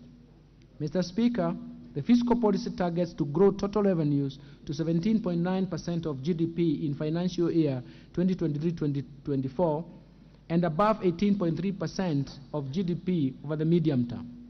As part of the economic turnaround plan, the government will scale up revenue collection efforts by the Kenya Revenue Authority, KRA, to a target of Kenya shillings 4.0 trillion over the medium term. In order to achieve this, the government is undertaking a combination of both tax administrative measures and tax policy reforms. Mr. Speaker, regarding tax policy, the government will implement the national tax policy and finalize the medium-term revenue strategy for the period financial year 2023-2024 to 2026-2027. The national tax policy, which is before this House, will enhance the administrative efficiency of the tax system, provide consistency and certainty in tax registration and management of tax expenditures. The medium-term revenue strategy comprises rigorous administrative and policy measures to reform the tax system, which is expected to boost tax revenue over the medium term.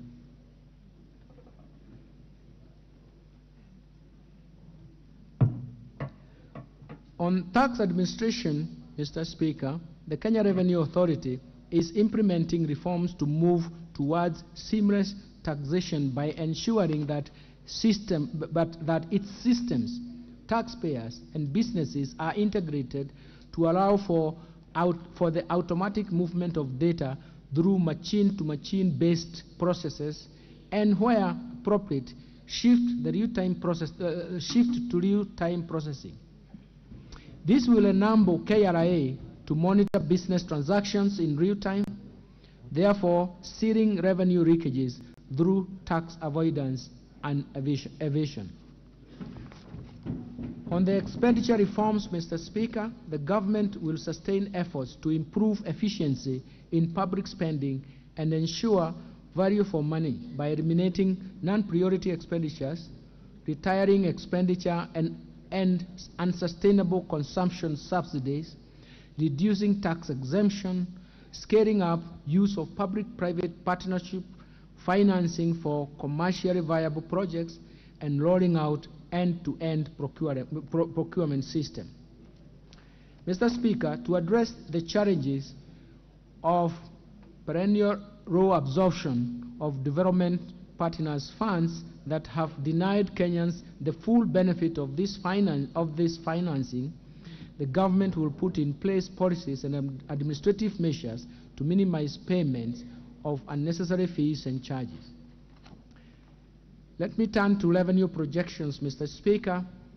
Mr. Speaker, supported by the tax policy reforms and administrative measures highlighted above, we project total revenue corrections, including appropriations in aid and grants for the financial year 2023-2024 budget, to be Kenya shillings 2.96 trillion, and that is equivalent to 18.2% of gross domestic product, GDP. Of this, ordinary revenue is projected at Kenya shillings 2.57 trillion, equivalent to 15.8% of GDP. Ministerial appropriations in aid is projected at Kenya shillings 348.7 billion, and grants are projected at Kenya shillings 42.2 billion. Expenditure projections, Mr. Speaker.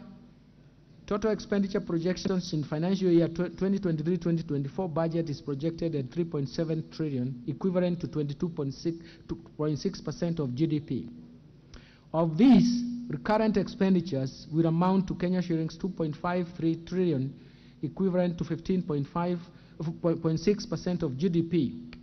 Development expenditures, including allocation to domestic and foreign financed projects, contingency fund, equalization fund, and conditional capital transfers to county government, is Kenya shillings 743 billion, equivalent to 4.7% of GDP. Equitable share to county governments is projected at that 385.4 billion shillings. Mr. Speaker, I now turn to fiscal balance. Mr. Speaker, given the projected revenue and grants against the projected expenditures, the fiscal gap or fiscal deficit is projected to decline from Kenya shillings 718.0 billion, equivalent to 4.4% of GDP in financial year 2023-2024, from a projected Kenya shillings 840.9 billion, equivalent to 5.8% of GDP in financial year 2022-2023. The fiscal deficit will be financed through net external financing of a Kenya shillings 131.5 billion, equivalent to 0.8% of GDP, and net domestic financing of 586.5 billion, and that is equivalent to 3.6% of GDP. Mr. Speaker, our medium-term fiscal consolidation policy targets to progressively reduce the level of fiscal deficit from the expected 5.8% of GDP in financial year 2022-2023 to 3.6% of GDP in the financial year 2026 to 2027. Let me turn to public debt management, Mr. Speaker. Kenya's public debt remains sustainable, but with elevated risks of debt distress due to persistent global shocks that adversely affect the liquidity ratios. The depreciation of the Kenya shilling against major currencies and the rise of interest rates have elevated cost of debt service. Further, the depreciation of the currency has increased the size of the public debt stock, as half of the public debt is actually denominated in foreign currency. Although the debt burden has risen, Kenya has not accumulated debt service arrears, and the government is committed to honor all public debt obligations as they fall due. Over the medium term, revenue-driven fiscal consolidation policy stance is expected to improve further the country's debt sustainability ratios and debt carrying capacity.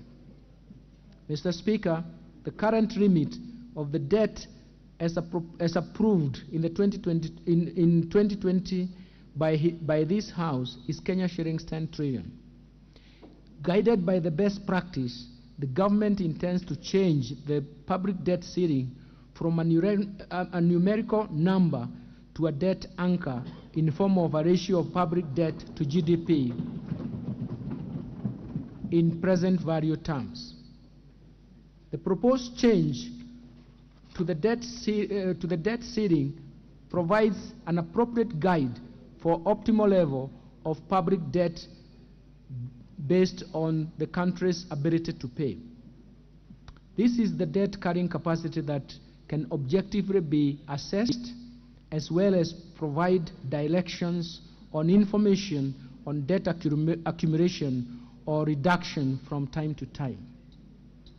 In order to anchor debt ceiling in a statute, the National Treasury developed a Public Finance Management Amendment Bill 2023, which has been submitted to this august House for enactment.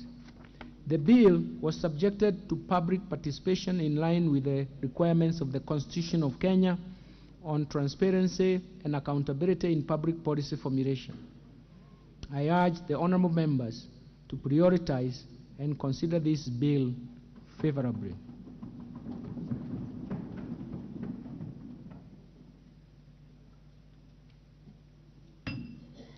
Mr. Speaker, the external debt service is projected to increase to Kenya shillings 475.6 billion in financial year 2023-2024 from Kenya shillings 242.1 billion in the financial year 2023-2023 for financial year 2022-2023, mainly reflecting redemption of the US dollar 2.0 billion Eurobond, which is approximately 241.8 billion with the current exchange rate. In preparation for the redemption of this maturing bond, the National Treasury and economic planning issued an expression of interest to bring on board a lead manager to advise the government on liability management options towards the resolution of the Eurobond 2024. Mr. Speaker, I wish to assure Kenyans and investors that our fiscal positions remain strong and the government remains committed to meet all maturing obligations as and when they fall due, including the maturing Eurobond for June 2024. Mr. Speaker, due to the limited fiscal space, the government has strengthened the public-private partnership, PPP framework, to leverage on private sector expertise to deliver projects that have strong economic, commercial, and environmental benefits that are also aligned to our national priorities with sustainability and climate change as key considerations and drivers. To ensure the sustainability of PPP projects, the Projects Facilitation Fund, PFF, has been operationalized. The fund will support project preparation, provide viability gap funding to projects, as well as a source of liquidity to meet fiscal commitments and contingent liabilities that may arise from PPP projects. Mr. Speaker, with the fund in place and the robust legal and regulatory regime, the private sector has the necessary confidence and security to invest in PPP projects. Indeed, in the last financial year, the National Treasury successfully mobilized Kenya shillings 15 billion by achieving financial closure of 2 clusters of urban roads projects under the Roads Annuity Program. The projects are currently in the construction phase. Additional projects that have closed include 2 renewable energy projects with a combined installed capacity of 70 megawatts. Further, to contribute towards government's agenda on bulk water supply and food security, several high-impact projects have been appraised and approved to proceed to the project development phase under the PPP model. These projects will provide production of additional 51,000 hectares to further strengthen the food security agenda, which is a high priority for the Kenya Kwanza administration. The bulk of water will increase potable water. The bulk water will increase potable water supply by an estimated 200,000 cubic meters per day. The National Treasury and the Ministry of Water and Sanitation have developed a water purchase agreement which will pave way for the private sector to develop projects in a sustainable way. The National Treasury is in the process of developing a 10-year infrastructure plan that will be cross-cutting across various ministries to support delivery and prioritization of projects. Mr. Speaker, to build on this, the National Treasury plans to mobilize an estimated Kenya shillings 100 billion in private sector capital through various priority sectors. The focus will be on priority investment and underlying key projects and programs in each sector that deliver nationally significant infrastructure drive growth and also unlock private sector investment with greatest potential benefits to Kenyans. These sectors will include airports, seaports, blue economy, water, agriculture, industrialization, that is special economic zones, energy, including transmission lines, and digitalization, among other key sectors in the economy. Inclusion of local goods, works, and services will be emphasized for each project to contribute to overall economic growth by encouraging local investments in PPP projects. To also strengthen local investment, the National Treasury will be holding a series of roundtables to build local capacity in the financial sector so as to increase local financing of PPP projects. The National Treasury has embraced the climate resilience and adaptation framework for public-private partnership projects. This is to ensure that infrastructure projects are aligned to the realities of climate change. To achieve on the PPP mandate of scaling up private sector capital, the National Treasury will leverage on the continued support from development partners as well as other key institutions, both in public and private sector, including capital markets, pension funds, and commercial banks, in scaling up the private sector capital under the PPP framework. Let me turn to public investments management. Mr. Speaker, in 2022, the House approved Public Investment Management, PIM, regulations, 2022. The objectives of the regulations is to provide the national and county governments and their entities with a standardized approach in project cycle management to enhance transparency, accountability, prudent use of public resources, and public participation. The government will continue implementing the regulations to enhance efficiency in identification and implementation of priority social and economic investment projects. This will further curtail runaway project costs, eliminate duplication, and improve working synergy among implementation actors for timely delivery and development of the development projects. In the financial year 2023-2024, the National Treasury will develop and roll out the Public Investment Management Information System, PIMIS or PIMIS. It automates public investments management processes as outlined in the regulations to ensure that only projects with highest socio-economic returns are undertaken and prioritized for completion. Let me turn to resource allocation under the bottom-up economic transformation agenda. Mr. Speaker, the highlights of the budget allocation in the coming financial year are provided in recognition of the need to restrain borrowing and utilize the revenues and grants projected and in the fiscal framework. The proposed total programmed expenditures spending for the financial year 2023-2024 has been capped at 3.68 trillion.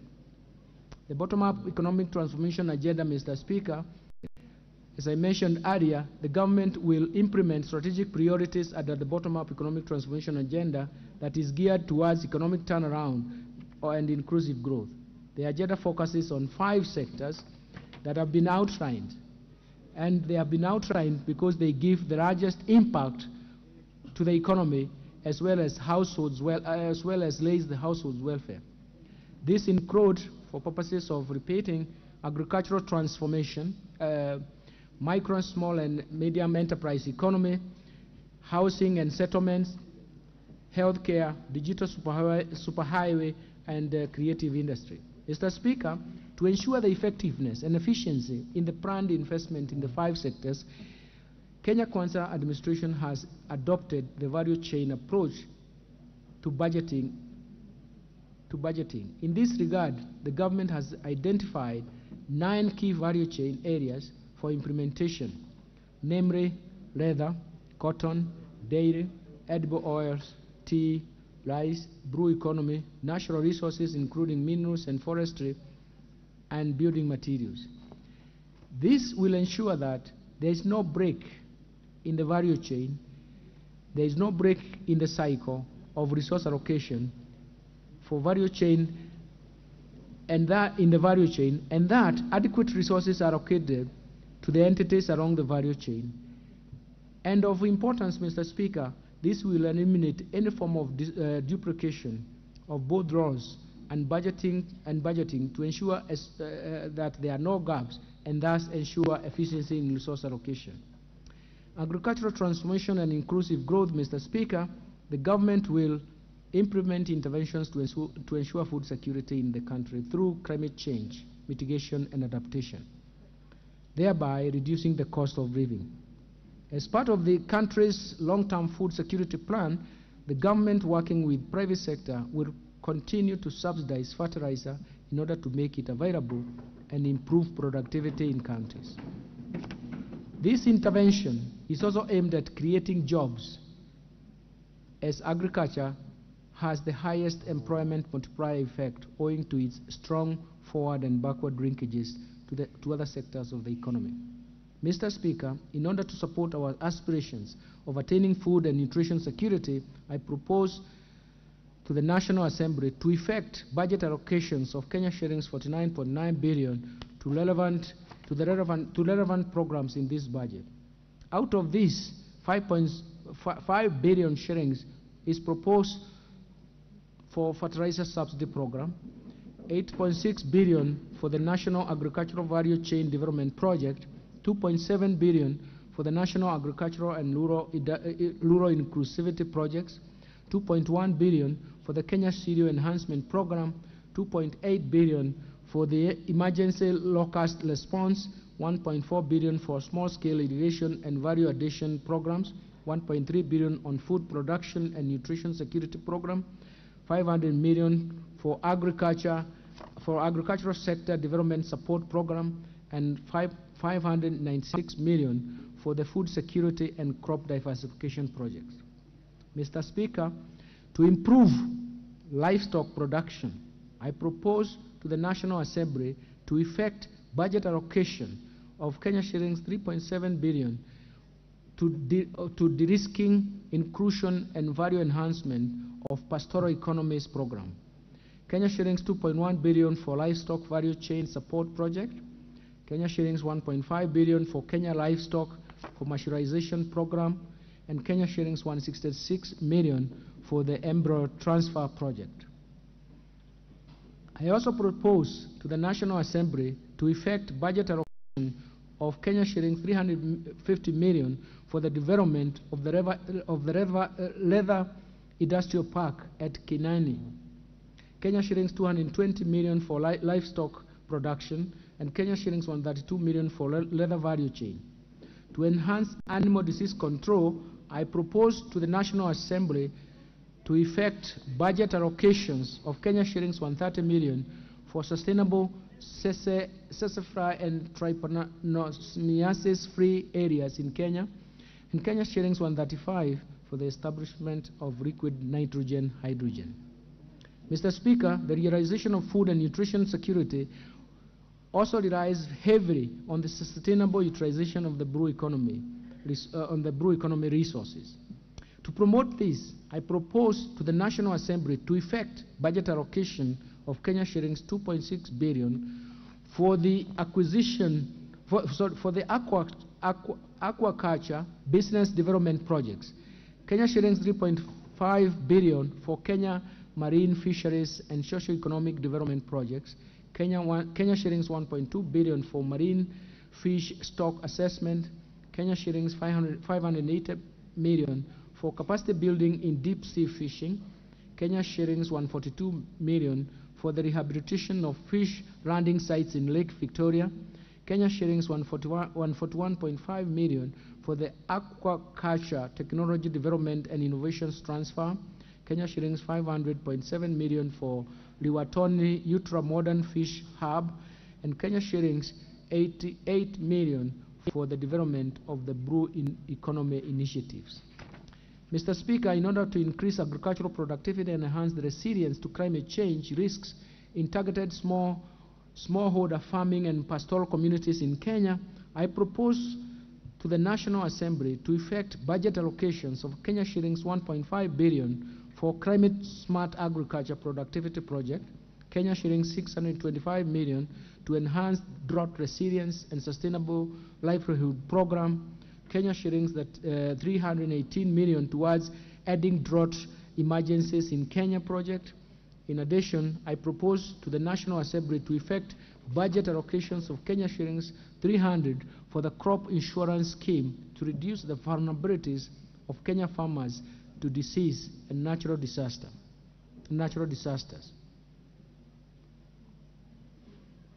Mr. Speaker, to ensure legitimacy of RAD ownership, I propose to the National Assembly to effect budget allocation of Kenya shillings 1.2 billion for processing and registration of title deeds. Kenya shillings 2.6 billion for the settlement of the RAD race. Kenya shillings 755 million for digitization.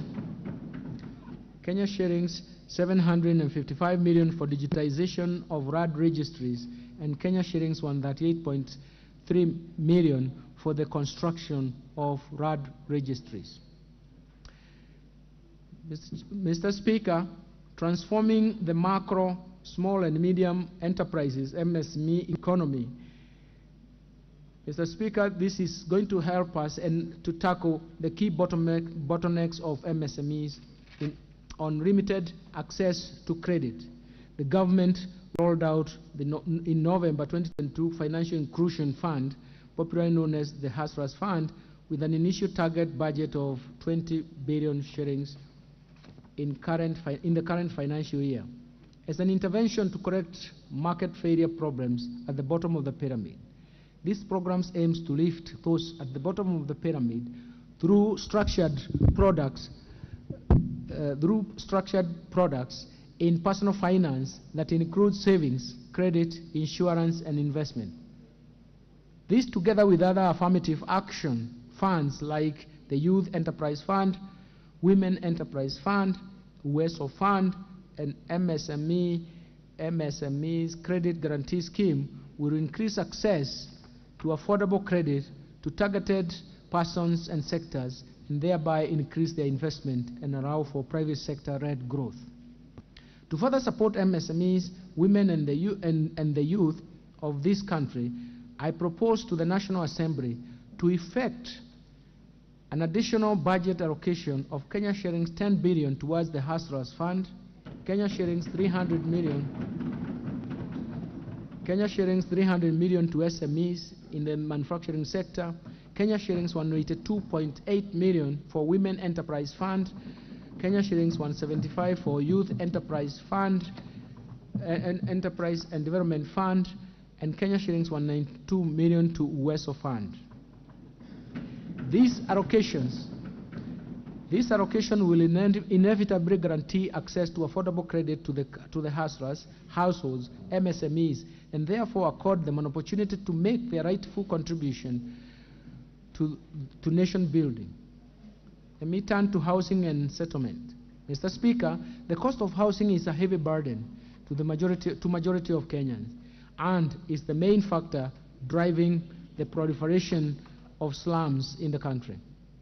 The government's commitment is to turn the housing challenge into an economic opportunity to create quality jobs for our over 100,000 young people graduating from TVETs every year, directly in the construction sector, and also indirectly through the production of building products.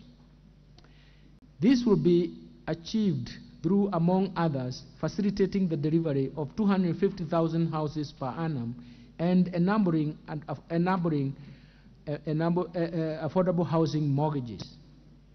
To ensure success of this initiative, I propose to the National Assembly to effect budget allocation of 35.2 billion for the housing program.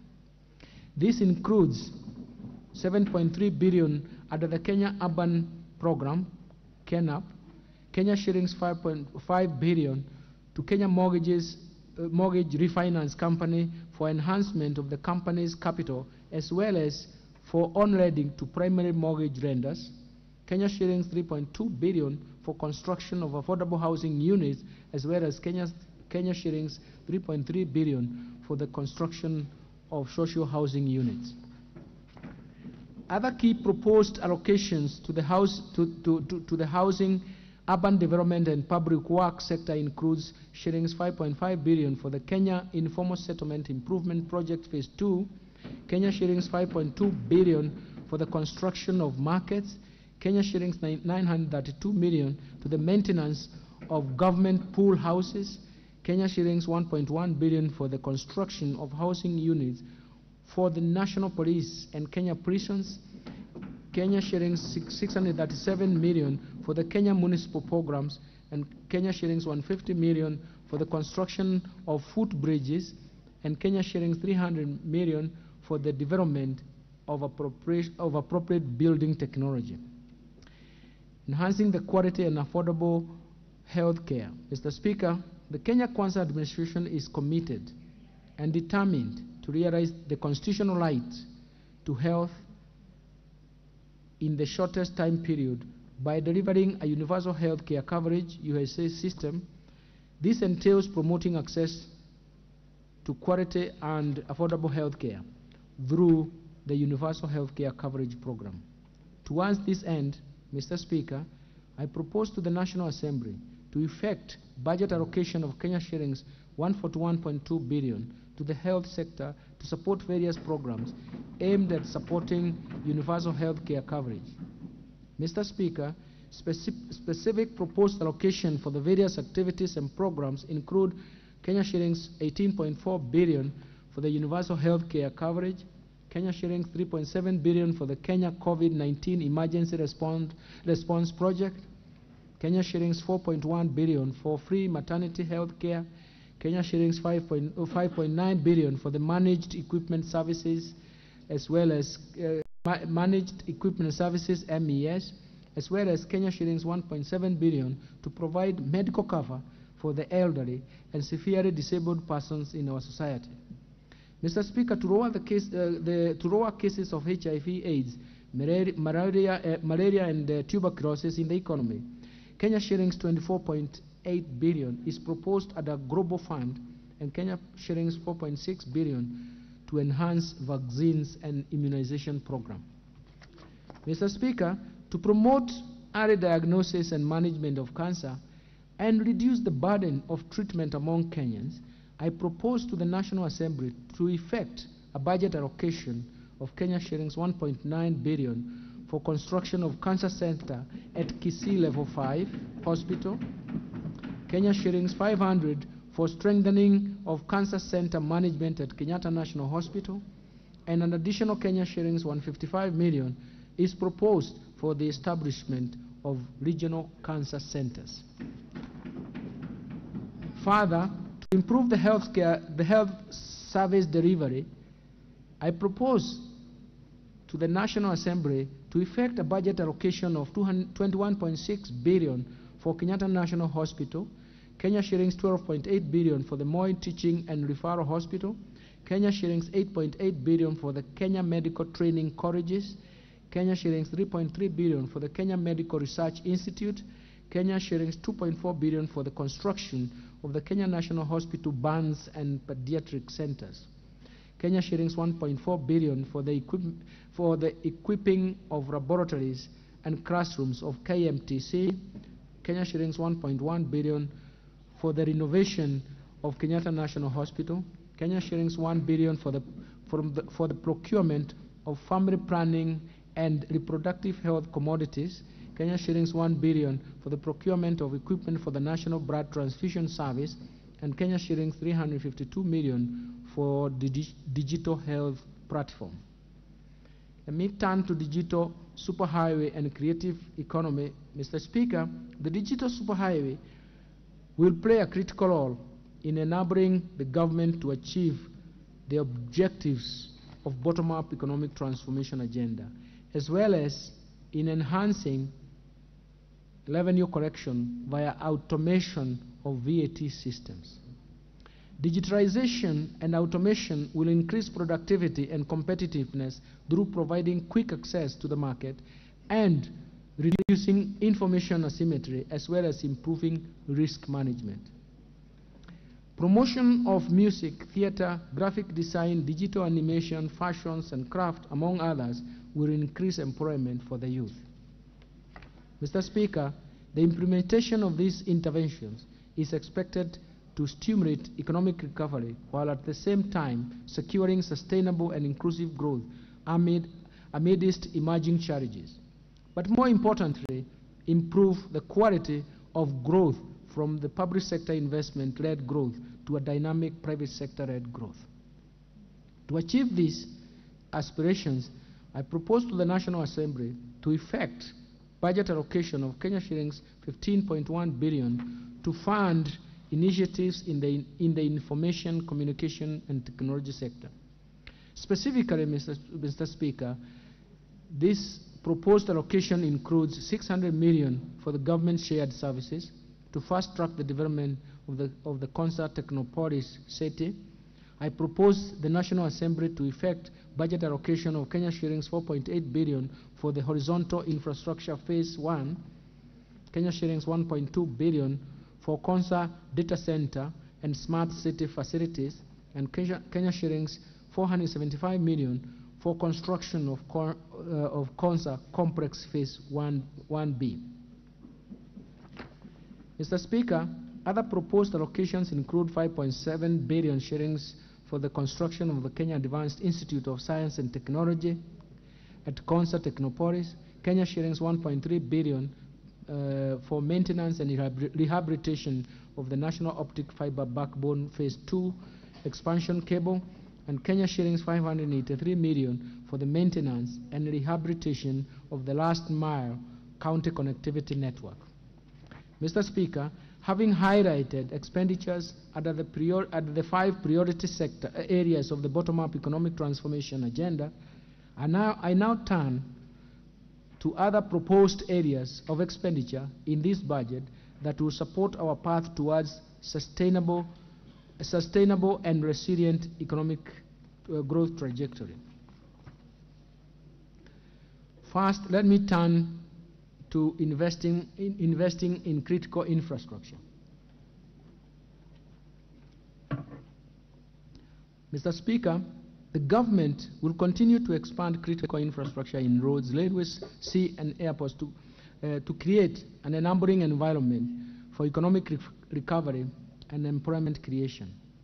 Towards this end, I propose to the National Assembly to effect budget allocation of Kenya shillings 244.9 billion to support construction of roads, bridges, as well as their rehabilitation and maintenance.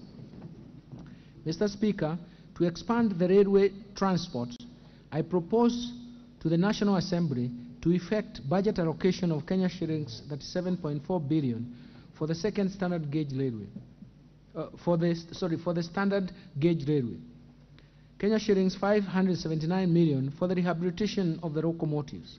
Kenya shillings 889 million for the development of Nairobi Railway City to facilitate movement of goods and people. I propose to the National Assembly to allocate Kenya shillings 1.1 billion for the Nairobi Bus Rapid Transport Project and Kenya shillings 300 million for the acquisition of ferries for Lake Victoria. I have proposed to the National Assembly to effect a budget allocation of, I have also proposed to the National Assembly to effect a budget allocation of Kenya shillings 727 million for the construction and expansion of airports and airstrips. Kenya shillings 500 million for the smart driving license, and Kenya shillings 2.6 million for infrastructure development in Dongo Kudu Special Economic Zone. Mr. Speaker, to support the production of reliable and affordable energy, I propose to the National Assembly to effect budget allocation of Kenya shillings 62.3 billion. Out of this allocation, Kenya shillings 33.8 billion will cater for the national grid system, 12.1 billion will cater for rural electrification, Kenya shillings 11.4 billion will be for development of geothermal energy, Kenya shillings from 3.2 billion will be for alternative energy technologies.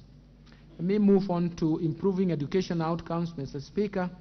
The ultimate means of ensuring an equitable society is through investment in education as part of human capital development. For this reason, the government will continue to address inequalities in our education system so as to level the playing field for all children irrespective of their background. Mr. Speaker, to improve the education outcomes in the country, I propose to the National Assembly to effect budget allocation of Kenya shillings 628.6 billion to the education sector. Out of the proposed allocation, Kenya shillings 12.5 billion will cater for the free primary education, Kenya shillings 65.4 billion for the free day secondary education, including insurance under NHIF for secondary school students, Kenya shillings 25.5 billion for junior secondary school capitation, Kenya shillings 5 billion to support examinations fee waiver, Kenya shillings 4.8 billion for recruitment of 20,000 intern teachers, Kenya shillings 1 billion for the promotion of teachers, Kenya shillings 4.9 billion for the school feeding program, and Kenya shillings 940 million for the provision of sanitary towels. In addition, Mr. Speaker, I propose to the National Assembly to effect budget allocation of Kenya shillings 1.3 billion for training of teachers on competency-based curriculum, and Kenya shillings 400 million for the digital literacy program and ICT integration in our secondary schools.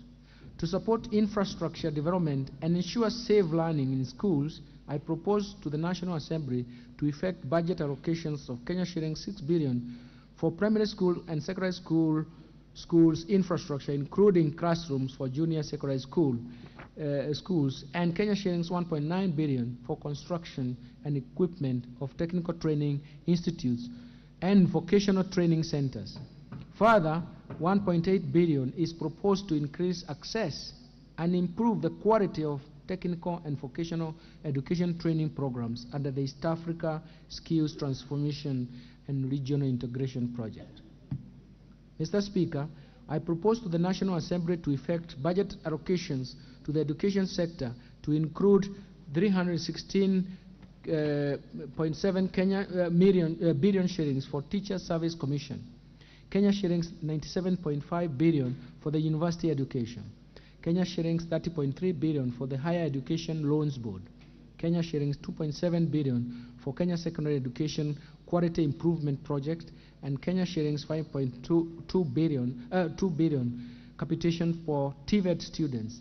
Mr. Speaker, Kenya shillings 980 million is proposed for technical vocational education training and entrepreneurship. Kenya shillings 1.5 billion for promotion of youth employment and vocational training, and 749 million for the research, science, and technology and innovation.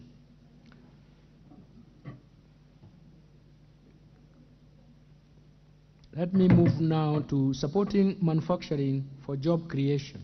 Mr. Speaker, in order to improve productivity in the manufacturing sector, as earlier indicated, the government has adopted a value chain approach through bottom-up economic transformation agenda.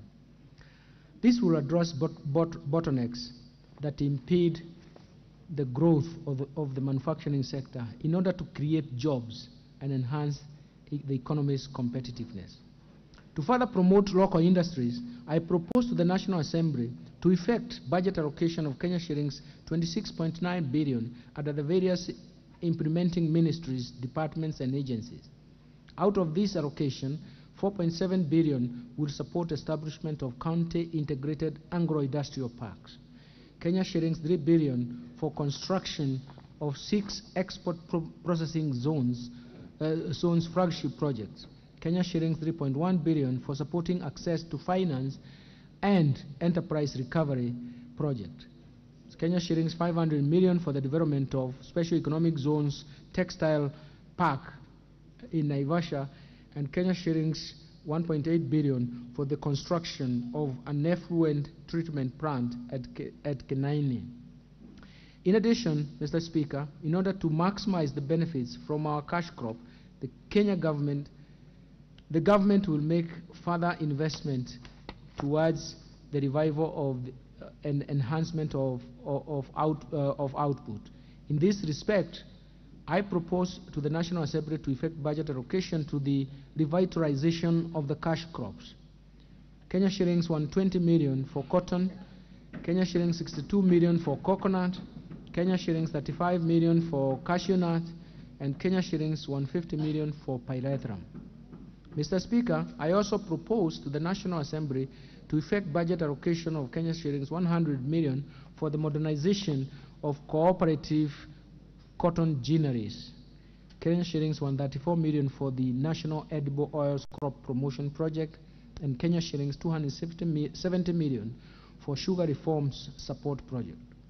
Mr. Speaker, to equip the youth with essential internship opportunities, I propose to the National Assembly to effect budget allocation of Kenya shillings 1.5 billion for the Kenya Industry Entrepreneurship Project. The Kenya Industry and Entrepreneurship Project, Kenya shillings 300 million for the Kenya Youth Employment and Opportunities Project, Kenya shillings 332 million for the construction of industrial research laboratories, and Kenya shillings 182.9 million for the constituency industrial development centers. In addition, improving security, Mr. Chairman, the security is critical for creating a safe environment for the investment and protection of our citizens and their property.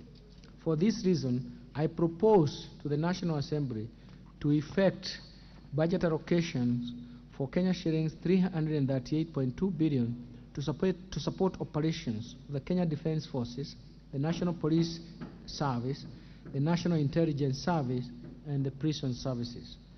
Mr. Speaker, the proposed allocation include 144.9 billion for the Kenya Defence Forces, Kenya shillings 98.6 billion for the National Police Service, Kenya shillings 44.3 billion for the National Intelligence Service, and Kenya shillings 31.3 billion for prison services. I have also proposed Kenya shillings 8.8 billion for the leasing of police motor vehicles. Mr. Speaker, for better equip the National Police Service, I have proposed an initial allocation of Kenya shillings 500 million for the police modernization program. Mr. Speaker, I will later be requesting this august House for enhanced funding approval once the ongoing discussions on a comprehensive police modernization program once it is concluded. In addition, Mr. Speaker, to step up war on crime and enhance support to administration of justice, I propose to the National Assembly to effect budget allocation of Kenya shillings 856 million to equip National Forensic Laboratory. Mr. Speaker, the improvement of the welfare of our disciplined forces is at the center of the Kenya Kwanza administration. To improve housing accommodation for our defense forces, we shall fast track the delivery of staff houses through public-private partnership framework. We have already around Kenya Defence Forces to retain Kenya shillings 534 million currently collected from rental income and applied towards repayment for the houses once complete.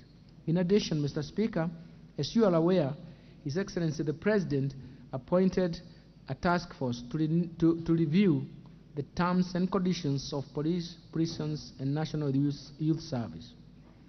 We shall be presenting a funding proposal to this House once the discussions are concluded and adopted within the government. Mr. Speaker, other proposed allocations include 2.9 billion for group personal insurance for police and prison services, and Kenya shillings 5.8 billion for medical insurance for police and prison services. Mr. Speaker, I move now to protecting the vulnerable groups. Mr. Speaker, at the heart of the government's development agenda is the inclusion in society and employment opportunities for the vulnerable groups, vulnerable members of the society.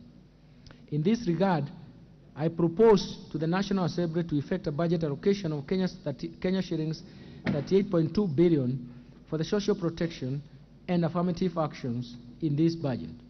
Out of this proposed allocation, Kenya shillings 18 billion will cater for cash transfers to elderly persons, Kenya shillings 7.9 billion for the orphans and vulnerable children, and Kenya shillings 1.2 billion for persons living with severe disabilities.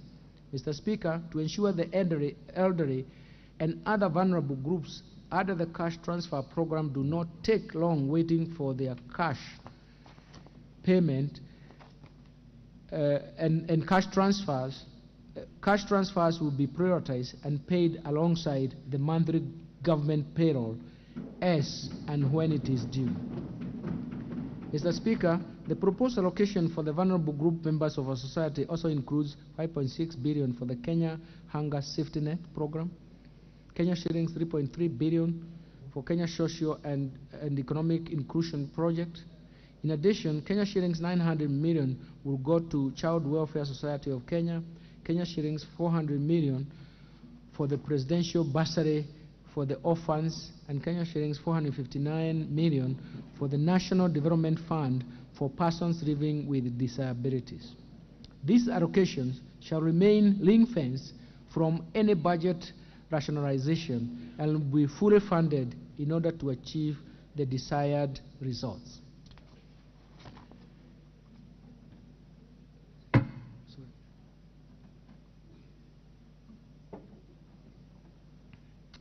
Let me turn to equity, poverty reduction, women and youth empowerment programs. Mr. Speaker, the most pressing challenge in our country at the moment is lack of job opportunities for the youth. This has been exacerbated by the hard economic times following several negative shocks explained earlier in the statement. In order to empower the youth and support businesses owned by youth and women, I propose to the National Assembly to effect budget allocation of Kenya shillings 81.9 billion for these initiatives. The proposed allocations include 13.1 billion for the National Youth Service, Kenya shillings 602 million for the Kenya Youth Empowerment and Opportunities Project, Kenya shillings 300 million for the establishment of youth empowerment centers, Kenya shillings 229.7 million to implement the Vijana Vuka na Avya, that is Viva youth program.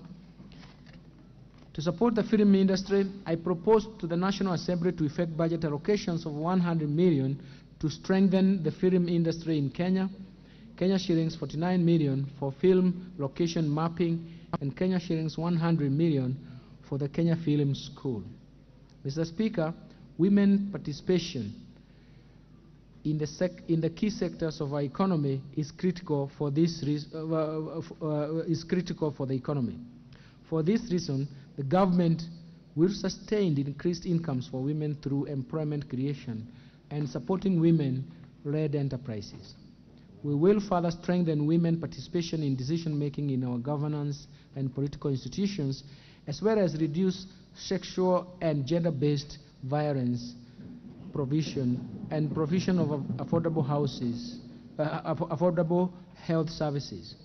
To further empower our women, I propose to the National Assembly to effect budget allocation of Kenya shillings 245 million to strengthen prevention and response to gender-based violence in Kenya, Kenya shillings 3 billion for the national government affirmative for the Kenya Government Affirmative Action Fund. Mr. Speaker, to promote global equity, reduce poverty, and embrace social development, I propose to the National Assembly to effect budget allocations of Kenya shillings 53.5 billion for the National Government Constituency Development Fund, as well as 10.9 billion for the Equalization Fund to finance programs in previously marginalized areas. Let me turn to stimulating tourism, growth, sports, culture, and recreation and arts. Mr. Speaker, the government has prioritized expanding the space for creativity, including freedom of expression and protection of intellectual property rights. We will also strengthen mainstreaming of arts and culture infrastructure and support cultural production and creative economy. We are also cognizant of the brand value of Kenyans participating and excelling in international sports arena as of ultimate importance to us. To support tourism, sports, culture, and recreation, I propose to the National Assembly to effect budget allocation of Kenya shillings 12.5 billion. This includes an allocation of 6.4 billion under the Sports, Arts, Social Development Fund, Kenya shillings 4.1 billion for the Tourism Fund, and Kenya shillings 2 billion for the Tourism Promotion Fund.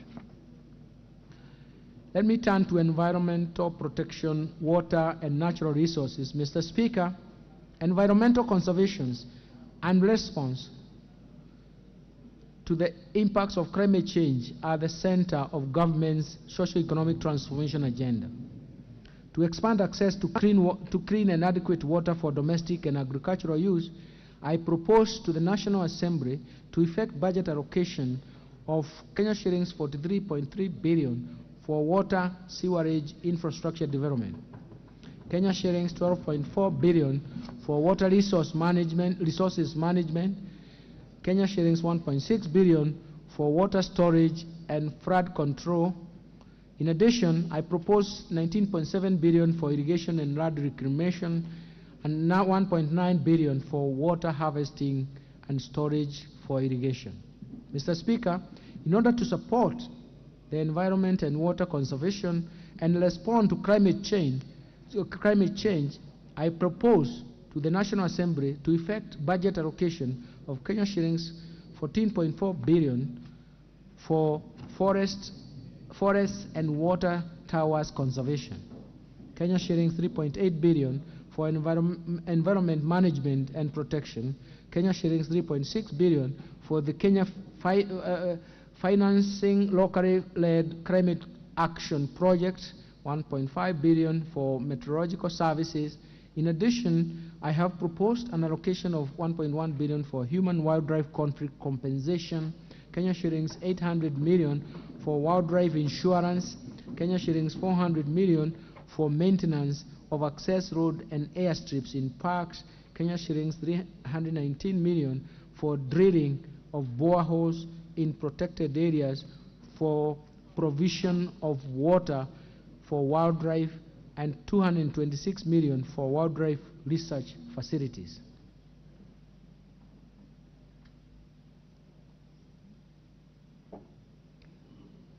Let me turn to improving governance, sustaining the fight against corruption. Mr. Speaker, the government is committed to scale up the implementation of the provisions of the 2010 Constitution, strengthen the rule of law, increase access to justice, and ensure respect of human rights. Mr. Speaker, to enhance good governance and scale up fight against corruption, I propose to the National Assembly to effect the budget allocation of Kenya shillings 3.9 billion for Ethics and Anti-Corruption Commission, Kenya shillings 3.6 billion for the Office of the Director of Public Prosecutions, Kenya shillings 8 billion for the Criminal Investigation Services, and Kenya shillings 8.0 billion for the Office of the Auditor General. In addition, to embrace the oversight and legislative role of Parliament and access to justice, I propose to the National Assembly to effect budget allocation of Kenya shillings 41 billion for the Parliament and Kenya shillings 23.2 billion for the judiciary. Completion of planned projects, Mr. Speaker, in order to ensure the value for money and timely realization of budgets of benefits accruing from budgetary allocation and implementation of planned projects, ministries, departments, and agencies have identified projects for completion in the course of the financial year. The projects will be fast-tracked and protected from any adjustment. The National Assembly is requested to support this endeavor as this is consistent with the resolution of this House. Transfer of national government to county governments, Mr. Speaker. The county governments will receive a proposed allocation of 385.4 billion as equitable share for the financial year 2023-2024. This is 23% of the financial year 2019-2020 shareable revenue, which is the most recent audited and approved revenue by the National Assembly. This is above the minimum threshold required under Article 203, Section 2 of the Constitution. In addition, the county equitable share, the county governments will receive additional conditional and unconditional allocations amounting to 56.7 billion. This brings total allocation to the county governments in the financial year 2023-2024 to Kenya shillings 442.1 billion. Part of this include 425 million for the transfer of library services being a devolved function.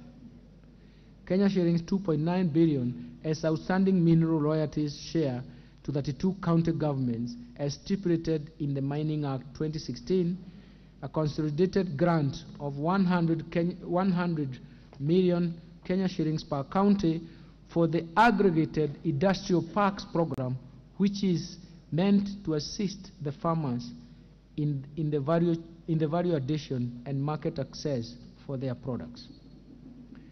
Let me turn to Equalization Fund, Mr. Speaker. In line with the Article 2004, Section 1 of the Constitution of Kenya, Kenya sharing 7.9 billion has been allocated under the Equalization Fund in the financial year 2023-2024. This represents 0.5% of the financial year 2019-2020 revenue, which is the most recent audited and approved revenue by the National Assembly. Mr. Speaker, in addition to this, we have allocated 3 billion to cater for part arrears for the previous years, bringing the total allocation at the Equalization Fund to 10.9 billion shillings. Let me turn to transfer of functions between national government and county governments. Mr. Speaker, the National Treasury and Economic Planning, in collaboration with the Council of Governors and other institutions, developed a draft registration to operationalize Article 187 and Article 189 of the Constitution. This is on transfer of functions and cooperation between national and county governments and amongst county governments themselves. The proposed registration has gone through public participation with the county government executives, county assemblies, development partners, among others. Mr. Speaker, I will shortly submit the bill for the Cabinet approval and onward transmission to Parliament. Let me turn to measures to enhance county government's own source revenue. Mr. Speaker, the National Treasury and Economic Planning, State Department of Lands, Council of Governors, and other stakeholders have developed the National Rating Bill 2022, which went through the first reading on 8 March 2023 in the National Assembly, and thereafter was submitted to the National Assembly Committee on Lands. The bill provides, among others, standards in the way rating and evaluation is conducted in the country, how to deal with the properties cross-cutting in more than one county government, procedures for claiming and payment of contribution of real rates, and timely updating of valuation laws by the county governments. More importantly, the bill will repeal the outdated Valuation for Rating Act Cap 266 and Rating Act Cap 267 and align property rating legal regime with the devolved system of governance. Our appeal to the House is to consider and fast-track this bill to unlock revenue potential to the county governments from property taxation as it was envisaged in Article 203, Section 3. Let me turn to sharing of mineral royalties revenue. Mr. Speaker, Mining Act 2016 assigns 70% of the mineral royalties collected from mining companies to the national government, 20% to county governments, and 10% to communities. Since 2016, county governments and communities have not received their share of these royalties. To address this matter, I have submitted a framework for sharing 2.9 billion shillings among 32 county governments for mineral royalties outstanding as of 30th June 2022 for consideration and approval by the Parliament. Mr. Speaker, during the Intergovernmental Budget and the Economic Council IBEC 17th Ordinary Session held on 31st May 2022, IBEC considered and adopted a report and a framework for sharing of funds arising from contravention of county government registration. In the next financial year, the National Treasury has proposed Kenya shillings 108 million to be shared among the beneficiaries of county governments.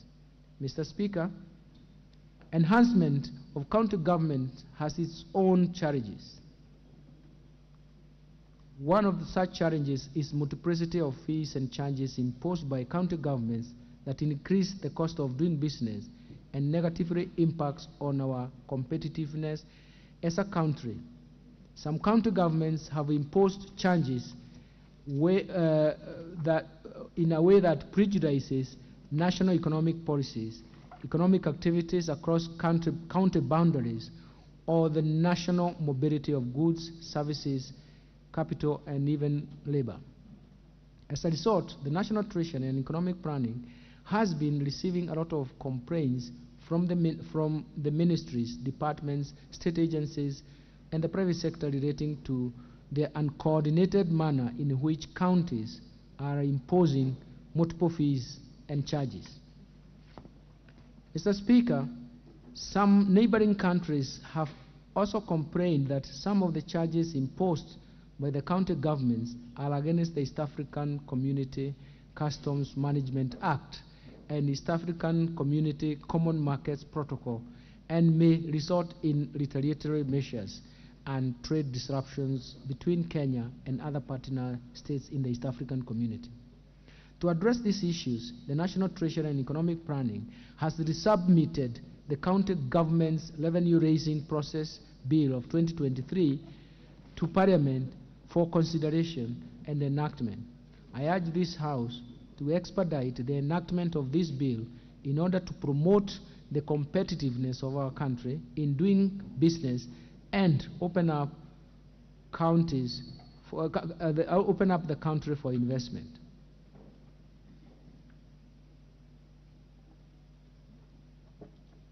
Mr. Speaker, I now turn to taxation measures. Mr. Speaker, I will now turn to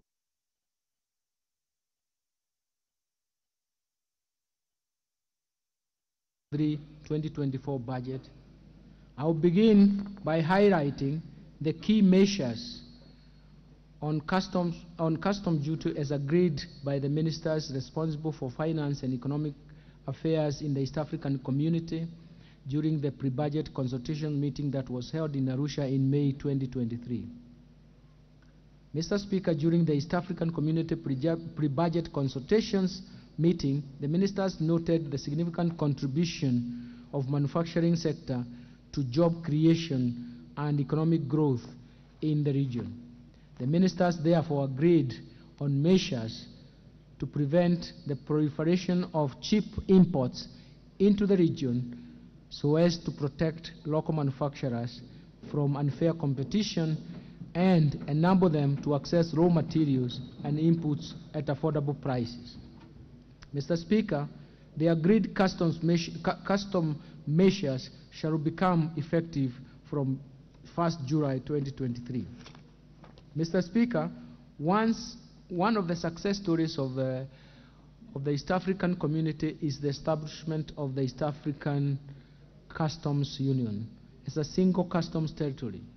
In order to streamline importation of goods into the customs territory, the East African region completed the comprehensive review of the Common External Tariff, CET, and this has been under implementation from 1st July 2022. The revised tariff has a 4-tariff band structure compared with the earlier 3-tariff band structure. In the new structure, raw materials, that is, as well as inputs and capital goods, are imported duty-free. Intermediate goods are imported at a rate of 10%, while finished goods, which are not available in the region, are imported at a 25% tax. Finally, Mr. Speaker, all finished goods which are available in the region in sufficient quantities attract a common external tariff rate of 35%. The revised tariff bands are meant to cater for goods with long value chains which require differentiated rates to promote investments. Mr. Speaker, despite rice and wheat being among the staple foods in our countries, Kenya's production of these food items does not meet the domestic demand.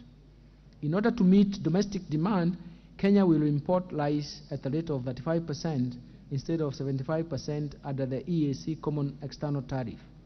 Further, in order to ensure that there is enough wheat to meet local demand, while at the same time protecting wheat farmers from unfair competition, imported wheat, Kenya will import wheat at the East African Community Duty Remission Scheme of 10% instead of 35%. The importation of wheat will be undertaken upon recommendation of the Ministry of Agriculture, who will ensure wheat millers, as a priority, purchase local wheat before they are allowed to import.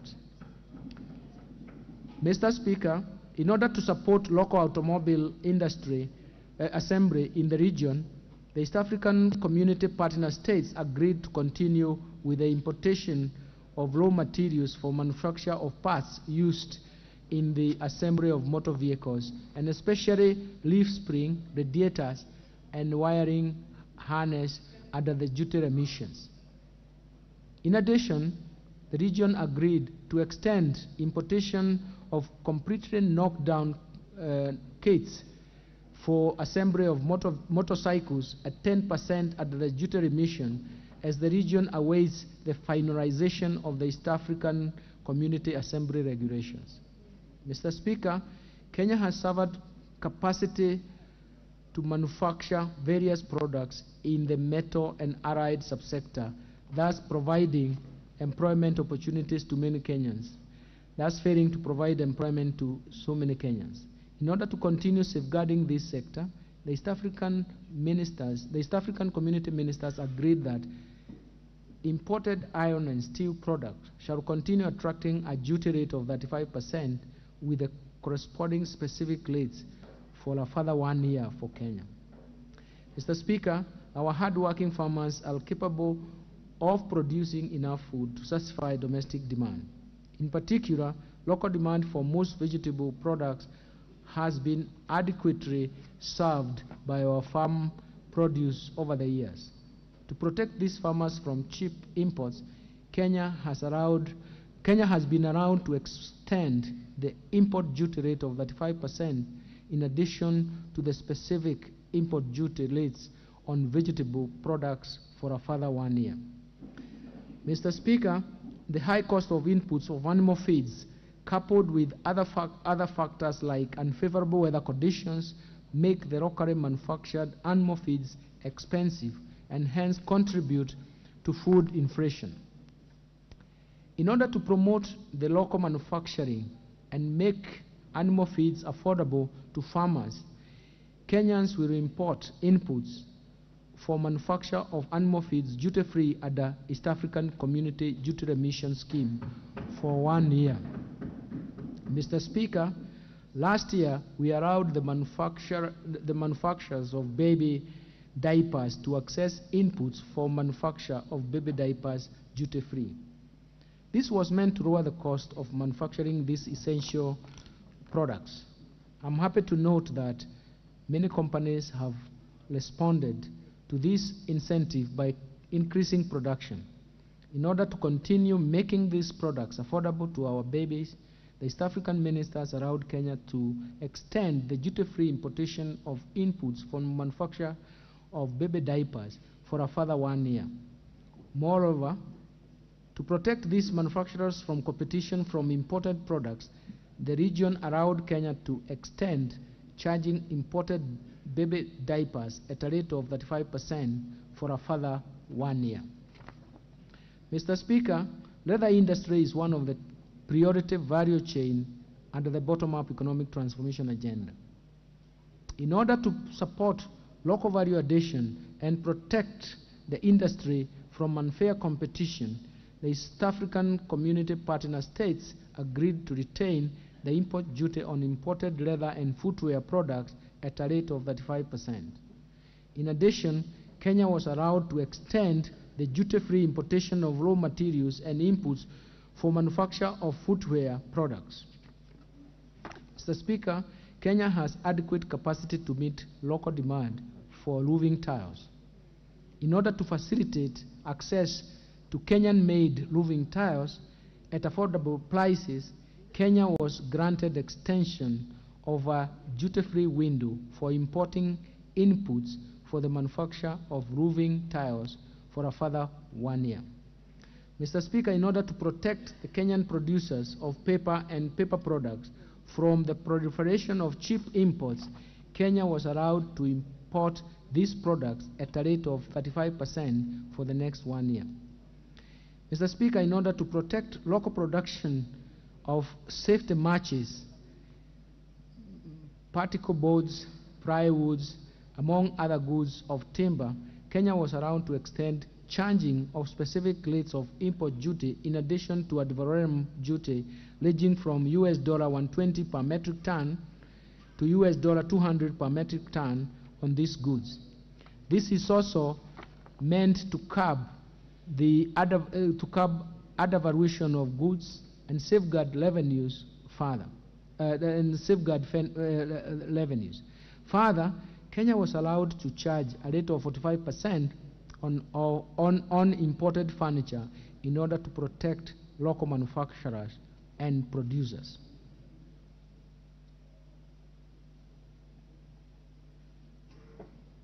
Mr. Speaker, Kenya has sufficient capacity to manufacture plastic and rubber products to supply both the domestic and regional markets. In order to protect local manufacturers, Kenya was allowed to impose import duty rate at 35% on these goods for 1 year instead of 25%. Mr. Speaker, in order to protect local assembly of smartphones and other mobile phones, Kenya was allowed to extend the import duty rate of 25% on smartphones and other telephones for cellular networks or other wireless networks for 1 year.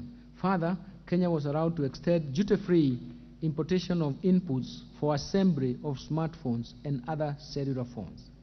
Mr. Speaker, Kenya has capacity to produce billets for manufacture of wire rods and other similar products to meet the local demands.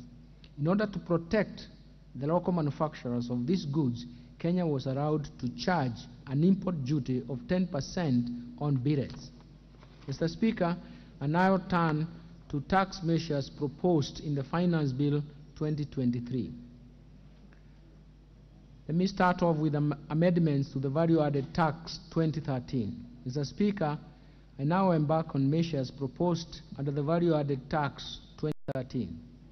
Mr. Speaker, the high cost of liquefied petroleum gas, LPG, contributes to the escalating cost of living and continued use of firewood and charcoal, which negatively affects our forest cover. In order to make LPG affordable and promote its uptake, as well as encourage the use of clean sources of energy, I am proposing to the National Assembly to zero-rate VAT on LPG. Mr. Speaker, currently, exported services are subject to VAT at the rate of 16%.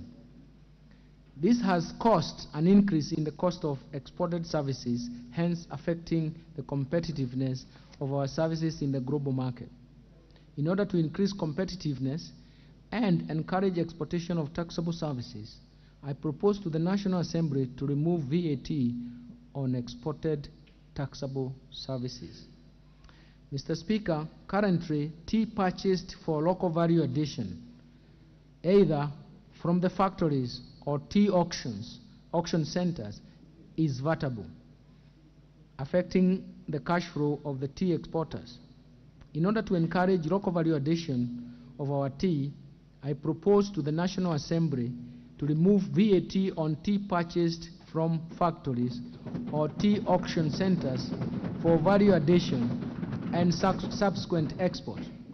This will improve the cash flows of tea exporters involved in local value addition. Mr. Speaker, currently helicopters, airplanes, and other aircrafts are unladen and other aircrafts of unladen weight not exceeding 2,000 kilograms are subject to VAT. Further, some spare parts of tariff numbers 8803 are expressly exempt from VAT. However, VAT exemption on any other aircraft spare parts imported by aircraft operators, all persons engaged in the business of aircraft maintenance, is contingent upon recommendation by the competent authority responsible for civil aviation. This process creates administrative burden on the taxpayer to comply with the requirements. Mr. Speaker, we have also noted that the cost of aircraft maintenance and training activities has been high, prompting airlines to prefer undertaking these activities in other jurisdictions. In order to ease the process of VAT exemption on aircraft spare parts and encourage investment in this area, I propose to the National Assembly to remove the VAT on all aircraft simulators for training our pilots and aircraft spare parts. This proposal to expressly exempt from VAT on all aircraft and spare parts of Chapter 88 will spur the growth in the aviation sector and reduce the administrative burden of accessing its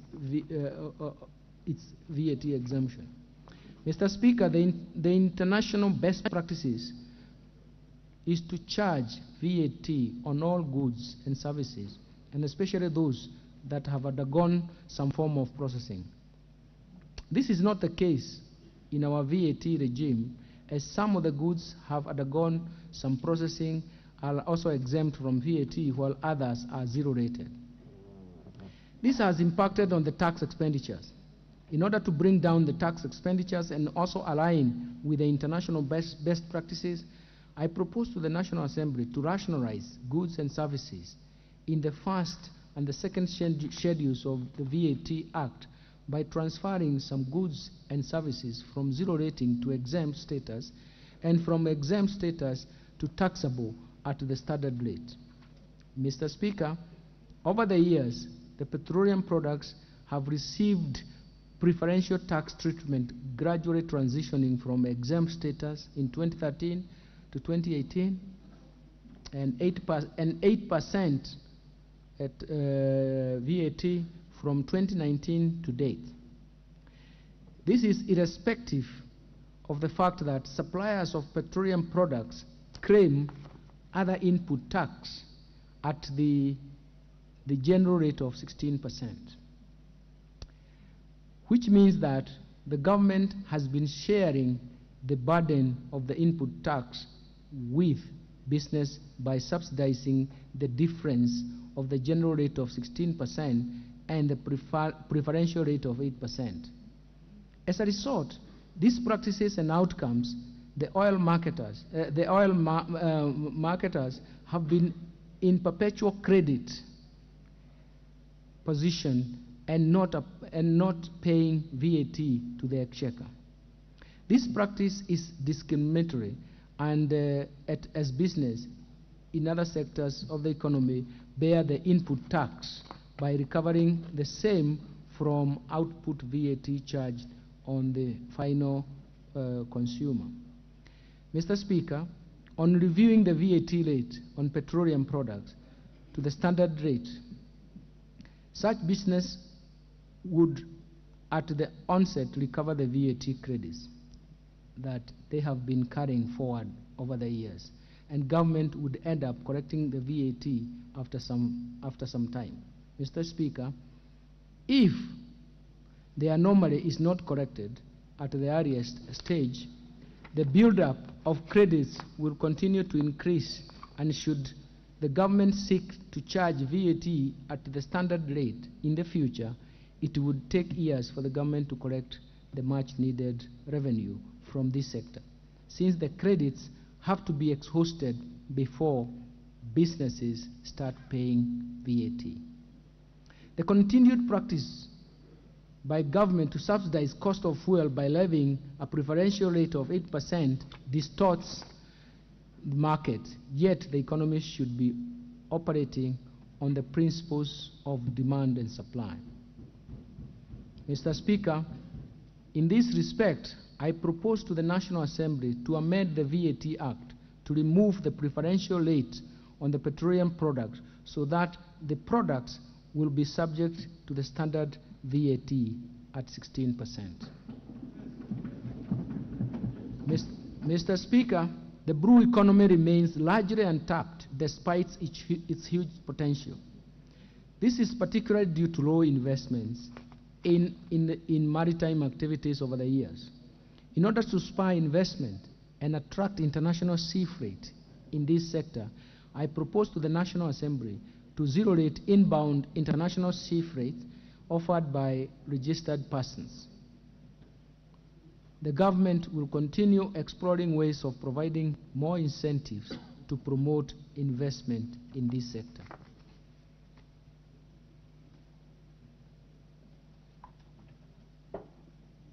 Mr. Speaker, currently, machinery used by pharmaceutical companies are exempt from VAT on importation. This is meant to complement government's effort to ensure that all Kenyans have access to affordable health care. However, we have received numerous petitions to extend the exemption to locally purchased machinery to further boost access to health care services. In this regard, I propose to the National Assembly to amend the VAT Act to extend the exemption to machinery and equipment purchased locally for use in the manufacture of pharmaceuticals. Mr. Speaker, in order to address the escalation of tax expenditures and foster prudent utilization of fiscal resources, I propose to the National Assembly to remove VAT exemptions in respect of taxable services supplied for construction of specialized hospitals, goods and services for the construction of tourism facilities, goods worth more than 2 billion purchased by manufacturers, as well as plant, machinery and equipment used in the construction of plastic recycling plants. Mr. Speaker, currently, transfer of business as a going concern is subject to VAT at a standard rate. Taxpayers have raised concern that this discourages business reorganization and sale of businesses. In this regard, I propose to the National Assembly to amend the VAT Act to exempt transfer of business as a going concern. This is expected to encourage mergers and acquisition, hence boost growth of businesses as well as their efficiency. I now turn to the amendments to the Excise Duty Act 2015. Mr. Speaker, I will now highlight tax measures proposed under the Excise Duty Act. The Excise Duty Act provides for remittance of excise duty to the Kenya Revenue Authority, KRA, by the 20th day of the following month. In this era of technology, there is no justifiable reason for waiting for 20 days to report transactions to the KRA. In order to cure the delay, I propose to the National Assembly to amend the Act to provide for a maintenance of the excise duty on betting and gaming activities within 24 hours after closure of transactions by the betting and gaming companies. Mr. Speaker, betting and gaming prize competition and even lotteries are addictive in nature and have negative socio-economic consequences to the society. To discourage participation in these activities by Kenyans, and especially school-going children, I propose to the National Assembly to increase the rate of excise duty on betting, gaming, prize competition, and lotteries from the current 7.5% to 12.5%. Mr. Speaker, there has been an increase in the importation of fish into the country, which has negatively affected the local fish industry. To promote and protect local fish industry, which provides livelihood to many Kenyans, I propose to the National Assembly to introduce an excise duty on imported fish at Kenya shillings 100,000 per metric ton, or 10% of the excisable value, whichever is higher. Mr. Speaker, the government charges specific excise duty on juices per litre. However, there has been an increase in supply of juices in powder form, and based on the current tax regime on juices, the powdered juice is not subject to excise duty. And this creates an unfairness in taxation of juices. In order to cure this problem and to create a level playing field, I propose to the National Assembly to introduce excise duty on powdered juice at a rate of 25 shillings per kilogram. Mr. Speaker, currently, specific rates of excise duty are subject to annual adjustment for inflation. However, taxpayers are concerned with the frequent changes in specific rates of excise duty through annual adjustment, creating uncertainty in the prices and distorting the markets. Therefore, in order to create certainty in excise duty tax regime, I propose to the National Assembly to repeal the provision for annual adjustment for inflation. Mr. Speaker, consumption of sugar has been associated with various ailments, such as diabetes, which has become common in many families. To discourage consumption of sugar, I propose to the National Assembly to introduce excise duty on imported sugar at a rate of 5 shillings per kilogram, including sugar, but this excludes the sugar imported or purchased locally by registered pharmaceutical manufacturers for use in the manufacture of pharmaceutical products. Mr. Speaker, consumption of alcohol, betting, gaming, and lottery and prize competition are extremely addictive and result in harmful repercussions in the society, especially the youth. In order to discourage these activities and consumption of alcoholic beverages, I propose to the National Assembly to introduce an excise duty rate of 15% of excisable value of fees charged on advertisement by all televisions, print media, billboards, and radio stations in promotion of alcohol, betting, gaming, lottery, and prize competition.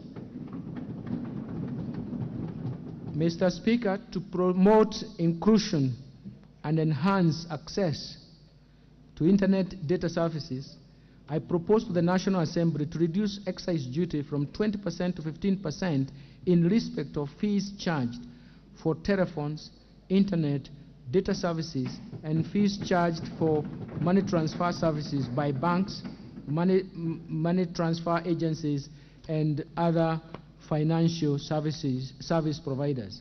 Mr. Speaker, in the same spirit, I propose to the National Assembly to reduce excise duty from 12% to 10% of the excisable value of the fees charged for money transfer services by cellular phone services providers or payment service providers licensed under the national payment system. This will encourage retail transactions at a more affordable rate and promote economic activity at the MSME and individual levels. Mr. Speaker, locally produced cement has been facing stiff competition from imported cement. To protect from the unfair competition and promote this industry, I propose to the National Assembly to introduce an excise duty on imported cement at a rate of 10% of the excisable value, or Kenya shillings 1.50 cents per kilogram, whichever is higher.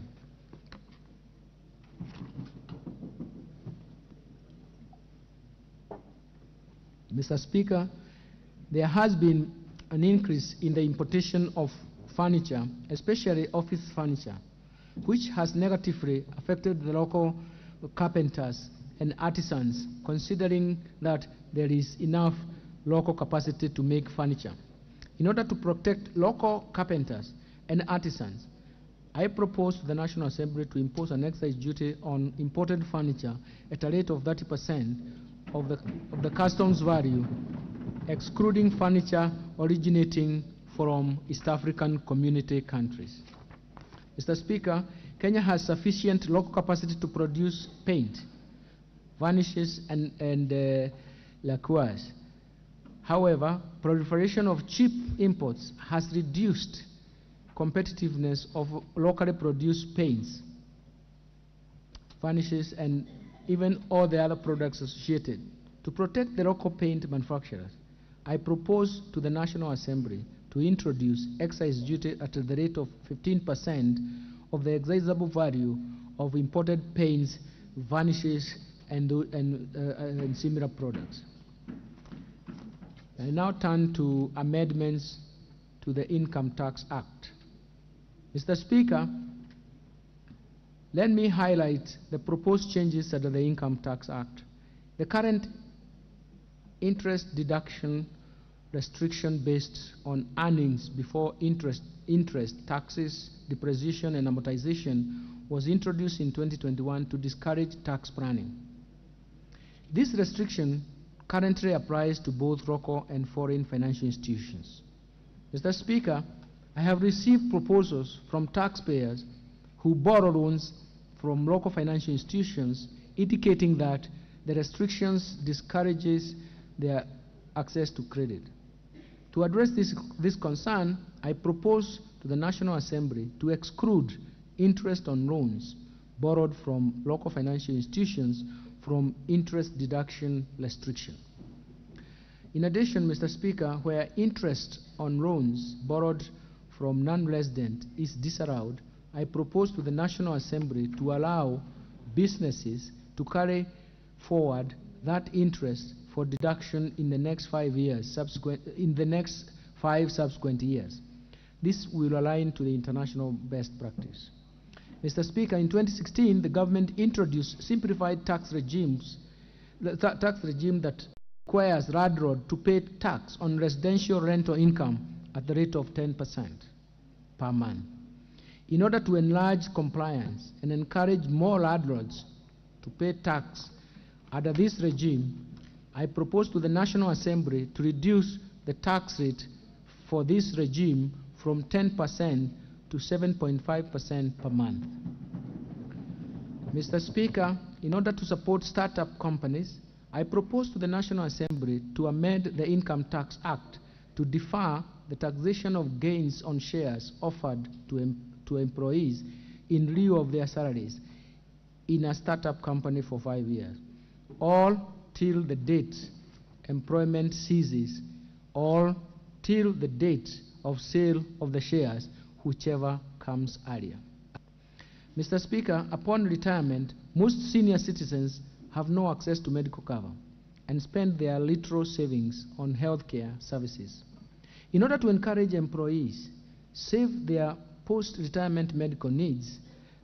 for their post-retirement needs, I propose to the National Assembly to provide tax relief of 15% of the contributions to a post-retirement medical fund or Kenya shillings 5,000 per month, whichever is lower. In addition, Mr. Speaker, I propose to the National Assembly to exempt from income tax the investment income earned by post-retirement medical fund. This will reduce the pressure on the government expenditure on the medical care and accord the retirees access to dignified health care. Mr. Speaker, we have noted that family members have been using exemption from capital gains tax on transfer of property between related persons as an avenue to reduce their tax liability. In order to remedy the situation, I propose to the National Assembly to change the base of capital gains tax from the sale of property to be the original cost before the transfer to the family member in instances where a property is transferred to a third party within a period of less than 5 years. Mr. Speaker, despite the advantages brought about by the digital platform, the transactions usually conducted under the platforms are not in the tax net. I propose to the National Assembly to introduce a digital asset tax at a rate of 3% on the value of the digital asset transferred or exchanged. Mr. Speaker, to further create equity and fairness, I propose to the National Assembly to introduce withholding tax at the rate of 5% of the gross payment in respect of digital content monetization. This will apply to incomes generated through media and digital platforms. Mr. Chairman, currently, non-residents pay withholding tax on payments in respect to sales, promotion, marketing, and advertising services. In order to harmonize taxation treatment for residents and non-residents and ensure equity, I propose to the National Assembly to introduce withholding tax on the same services to residents at the same rate of 5% of gross amount. Mr. Speaker, resident companies currently pay 30% of corporate tax, while non-residents with permanent establishment pay 37.5% of their gains on profit. This creates an impression that Kenya discriminates between residents and non-residents. In order to harmonize taxation treatment for residents and non-residents companies, I propose to the National Assembly to reduce the corporate tax rate for non-residents from 37.5% to 30%. Further, in order to ensure that there is level playing field, I propose to the National Assembly to introduce tax on repatriated profits at a rate of 15%, which is equal to the rate charged on dividends paid to non-residents. Mr. Speaker, businesses deduct diminution value of implements, utensils, or even similar articles used in the production process over a period of 3 years in determination of the taxable profits. But in order to increase working capital for the businesses, I propose to the National Assembly to amend the Income Tax Act to provide 100% investment deduction of the value of these items in the first year of use. Mr. Speaker, in 2020, the government implemented various measures to cushion businesses from adverse effects of the COVID-19 pandemic. This included providing tax incentives during the period. With easing of the COVID-19 pandemic and recovery of businesses, I propose to the National Assembly to lower the upper thresholds for turnover tax from 50 million to 25 million and retain the lower threshold of Kenya shillings 1 million. In addition, I propose to the National Assembly that the turnover tax rate for this sector at 3%.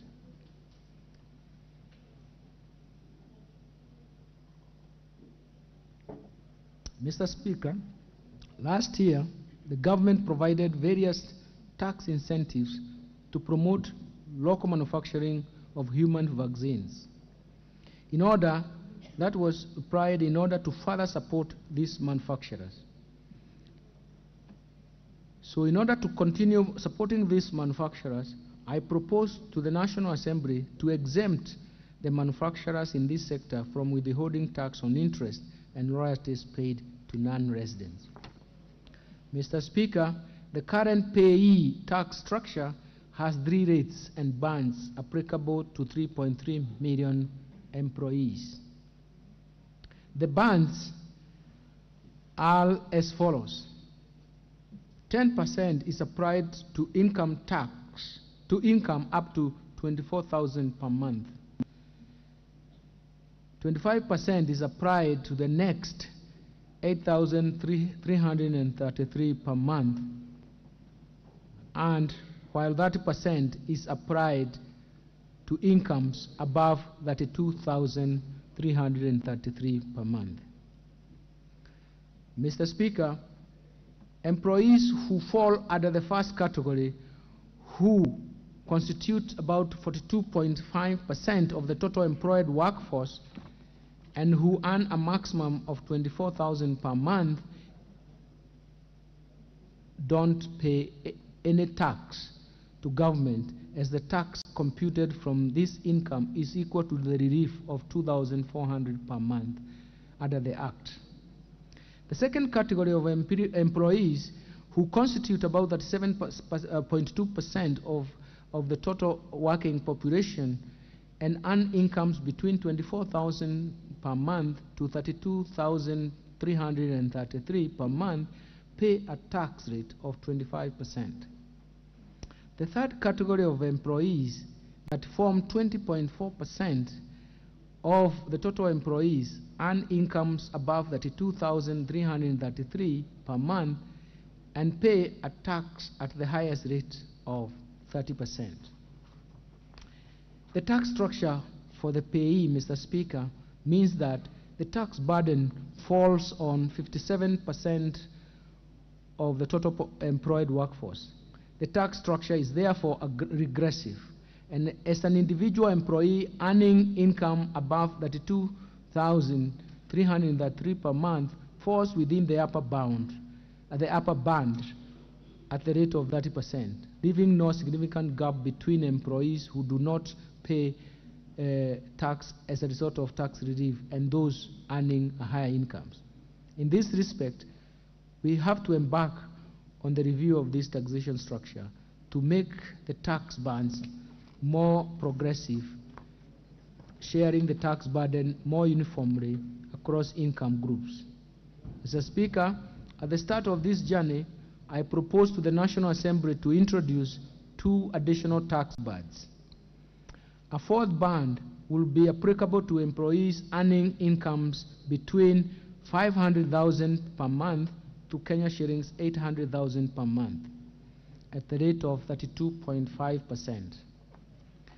And a 5th band that will be applicable to employees earning incomes above 800,000 per month at the rate of 35%.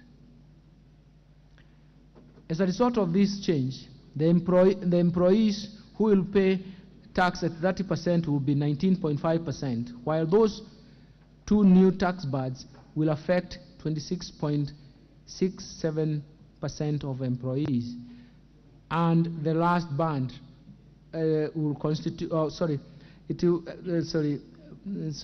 me repeat that. As a result of this change, the employees who will pay 30% tax will be 19% of the total, while the 2 tax bands will affect 26,676 employees, who constitute about 0.8% of total employed workers in the country. Mr. Speaker, we shall continue to review the pay structure to make it as progressive as possible and redistribute the burden of tax incidents.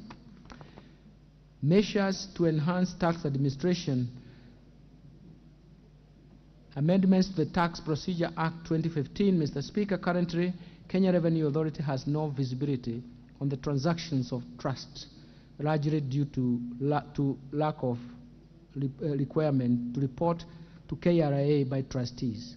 This makes it difficult to ascertain the tax payable on the incomes paid to the beneficiaries of trusts. In this regard, I propose to the National Assembly to amend the Tax Procedures Act to require all trustees administering trusts in Kenya to maintain and avail records required by the Kenya Revenue Authority. Mr. Speaker, in order to enhance the tax compliance by use of technology, I propose to the National Assembly to amend the Tax Procedures Act to require taxpayers to issue electronically generated tax invoices which can be tracked and traced through an electronic tax invoice management system, the e-TIMS. Mr. Speaker, in order to streamline the tax administration and remove pressure to abandon taxes and grant waivers of tax, I propose to the National Assembly to amend Tax Procedures Act to remove powers to abandon tax, as well as waivers on penalties and interest that currently exist in the Act. Mr. Speaker, to encourage taxpayers to pay outstanding tax debts, I propose to the National Assembly to introduce a one-year tax amnesty on penalties and interest on the accrued tax debts up to 31st December 2022. In order to benefit from this amnesty, taxpayers will be expected to clear principal taxes between 1st September 2023 to 30th June 2024. And now I take this opportunity to urge all taxpayers to take advantage of the one-year amnesty to clean their tax ledgers by paying all tax arrears. Mr. Speaker, in order to enhance the power of the Commissioner General to correct taxes from non-compliant taxpayers using agency notices, I propose to the National Assembly to amend Tax Procedures Act to expand the scope of agency notices to cover default in payment of installment taxes, installment taxes, and in situations where taxpayers has made self-assessment and submitted tax returns but has failed to pay the taxes on due date. Mr. Speaker, submission of manual tax information to the Commissioner General poses administrative challenges and delays the decision making. I therefore propose to the National Assembly to amend the Tax Procedures Act to require the Commissioner General to provide a data management and reporting system that will allow taxpayers to electronically submit standardized transactional data on real-time basis. Mr. Speaker, impersonation of the Kenya Revenue Authority officers is an offense under the Penal Code and poses revenue risks. We have witnessed increased cases of impersonation of Kenya Revenue Authority officers.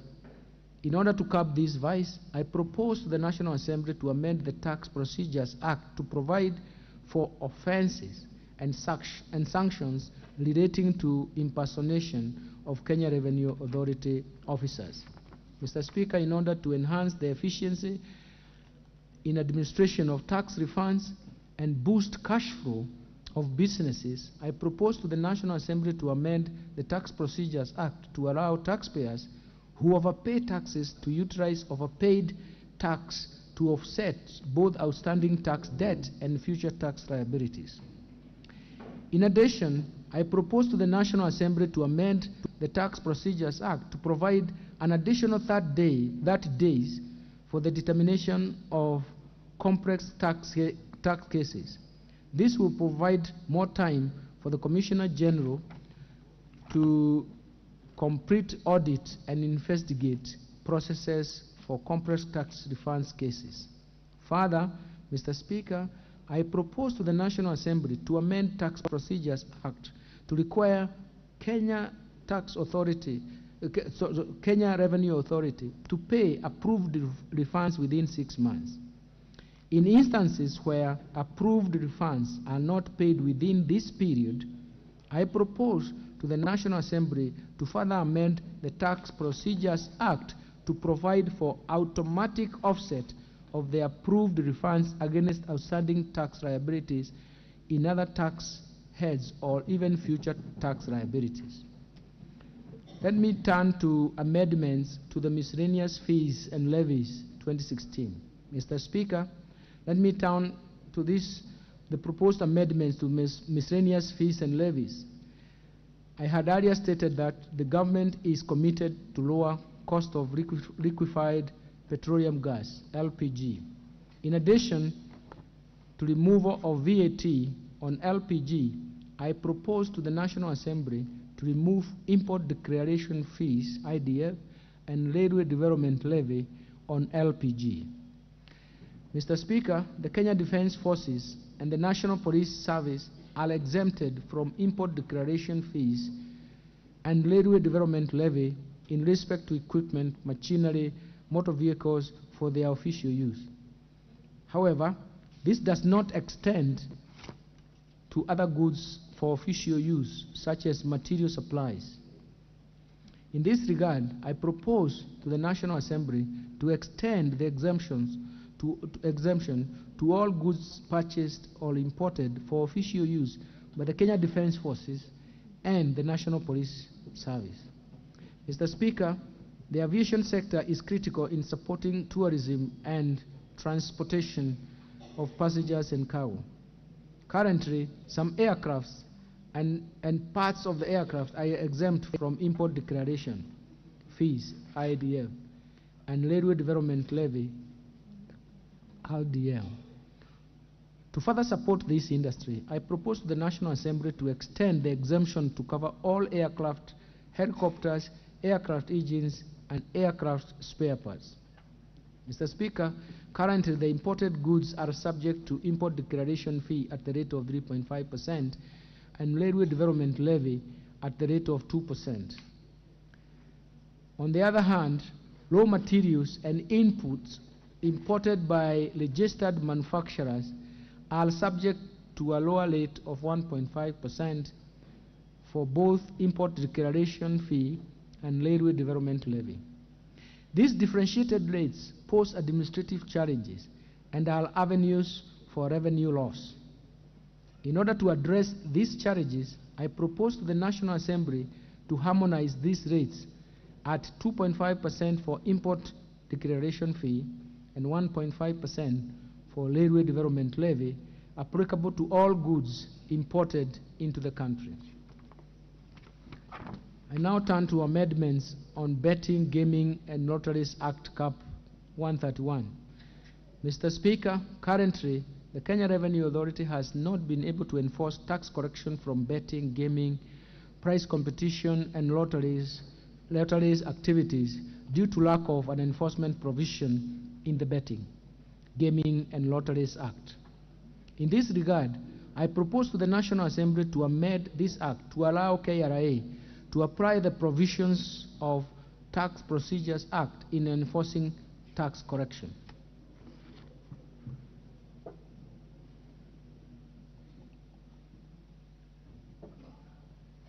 Let me now turn to amendments to the Employment Act. Mr. Speaker, in order to provide funds for the development of affordable housing and associated social and physical infrastructure, as well as the provision of affordable home financing strategy, I propose to the National Assembly to introduce an affordable housing levy through an amendment of the Employment Act 2007 to provide a monthly levy payable by the employer and the employee at 1.5% per month for an employee's gross monthly salary.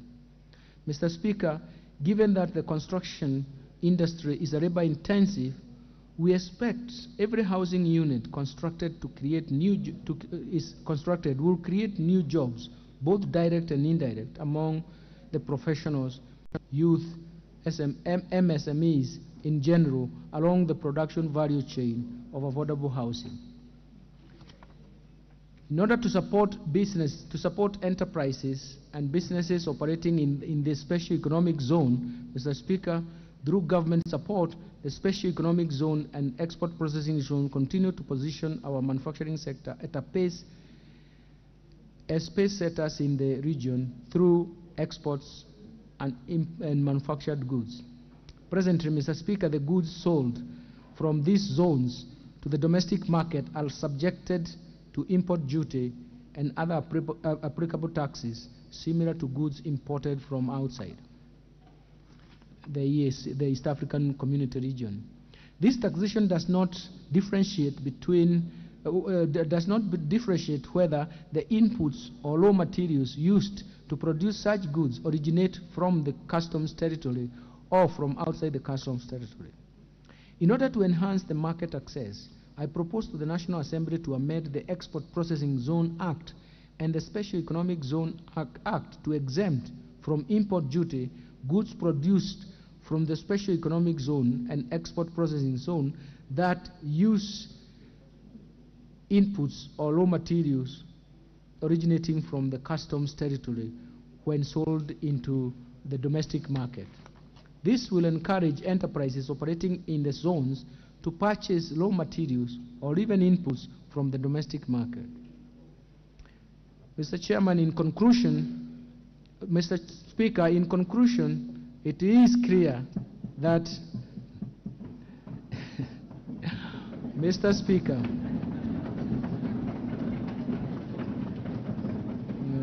Mr. Speaker, in conclusion, it is clear that we face many socio-economic challenges.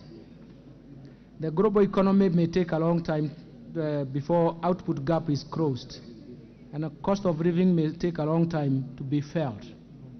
To address these challenges, the government has initiated policy, legal, and institutional reforms to address these issues. His Excellency the President has already led the way. Under his leadership, we have already laid a firm foundation for the bottom-up economic transformation agenda. The policies spelled out in this budget builds on a momentum for the envisaged transformation that will lead to improved livelihoods for all Kenyans. I therefore urge Kenyans to join hands in making this transformation journey a reality. Thankfully, our country is endowed with the necessary resources and human capital to confront the contemporary economic and social challenges and create a momentum for not only a higher and sustainable but also inclusive growth trajectory, but also create decent jobs, reduce poverty significantly. Mr. Speaker, this budget underpins the country's resolve and commitment to fulfill its social contract to Kenyans by progressively improving their welfare. At this point, Mr. Speaker, allow me to express my sincere gratitude to His Excellency the President, Dr. William Samoei Ruto, the President of the Republic of Kenya, and the Commander-in-Chief of Defense Forces, and His Excellency the Deputy President, His Honorable Mr. Rigathi Gachagua, for their counsel, guidance, and support during the entire process of laying foundation for the bottom-up economic transformation agenda and finalizing this budget. I also want to thank Her Excellency Madam Rachel Ruto, the First Lady of the Republic of Kenya, and Her Excellency Pastor Dorcas Gachagua, the Second Lady of the Republic of Kenya, for their support and contribution to the implementation of government initiatives, especially on the environment and climate change action, financial inclusion, and women empowerment. My special appreciation goes to the Prime Cabinet Secretary, the Attorney General, and my fellow Cabinet Secretaries in their respective Principal Secretaries and accounting officers and staff in the government, ministries, departments, and agencies for their support and contribution in making contributions to this budget. I also extend my gratitude to the Chairman of the Presidential Council of Economic Advisors, Dr. David Day, and all economic advisors under the Council for their critical inputs and guidance in supporting the bottom-up economic transformation agenda. This is one team that used their diverse frontier knowledge and worked closely in developing the Kenya Kwanza Administrative Manifesto, the PRAN, in the run-up to the 2022 general election. We have produced and pulled most of the materials for this policy outturn from the PRAN. And that guidance has been very, very critical. And so, more specifically, I gained a lot of a lot of support from my colleague and friend, Dr. Kamau Dhuge, Senior Advisor and Head of Fiscal Affairs and Budget Policy at the Executive Office of the President, and currently he's the Governor Designate for the Central Bank of Kenya. I wish him and pass his congratulations. My sincere appreciations first to the Honorable Speaker of the National Assembly and your counterpart in Senate, the majority and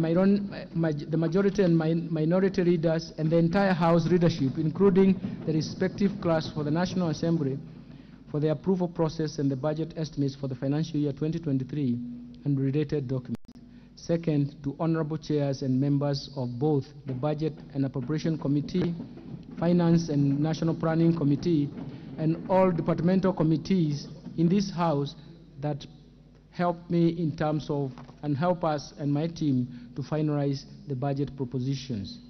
Third, I recognize and appreciate the management and staff of the National Treasury and Economic Planning who have worked tirelessly for long hours, including weekends, to ensure that this budget and supporting documents meet the legal guideline.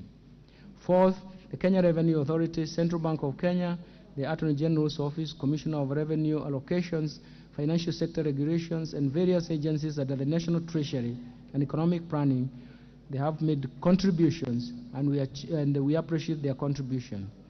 Fifth, my gratitude goes to the multilateral and bilateral development partners for their continued technical and financial support. Further, I thank the private sector for the sustained contribution to the growth of our economy and even contributions to the debate in terms of the tax measures and policies. Sixth, I wish to appreciate the media and the non-state actors for their active engagement and participation in this financial year and even in the process of budget process making. Mr. Speaker, I remain immensely grateful to my family for their support and inspiration as I execute my duties as the Cabinet Secretary for the National Treasury and Economic Planning since the appointment. And finally, Mr. Speaker, my utmost gratitude goes to all Kenyans for their contributions, proposals, and suggestions we received during the finalization of the budget. We have covered acres and acres of materials that provided propositions coming from Kenyans, and we are happy that what we have provided is a synthesis and balance of what they presented. Mr. Speaker, before I resume my seat, you will recall that I have already submitted to this House the budget estimates and the Finance Bill 2023, together with accompanying documents as required by the Public Finance Management. Today, I further submit the following documents to the August House and request that you graciously receive them. First, the budget policy statement for financial year 2023-24 was presented.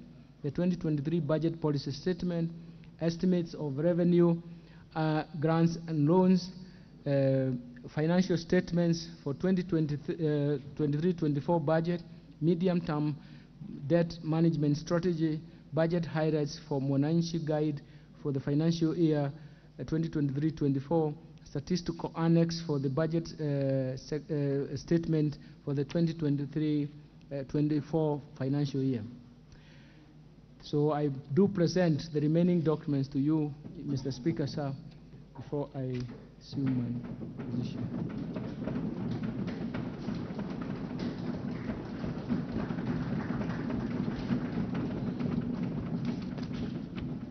Thank you, Your Honorable Speaker. I now take my seat.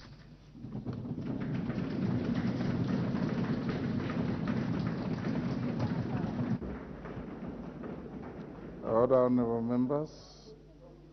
Honorable members, I wish to thank the Cabinet Secretary for the National Treasury for ably making a public pronouncement of the budget policy highlights for the national government for the financial year 2023-24 and the medium term and the revenue raising measures. It took 3 hours and 20 minutes to be exact.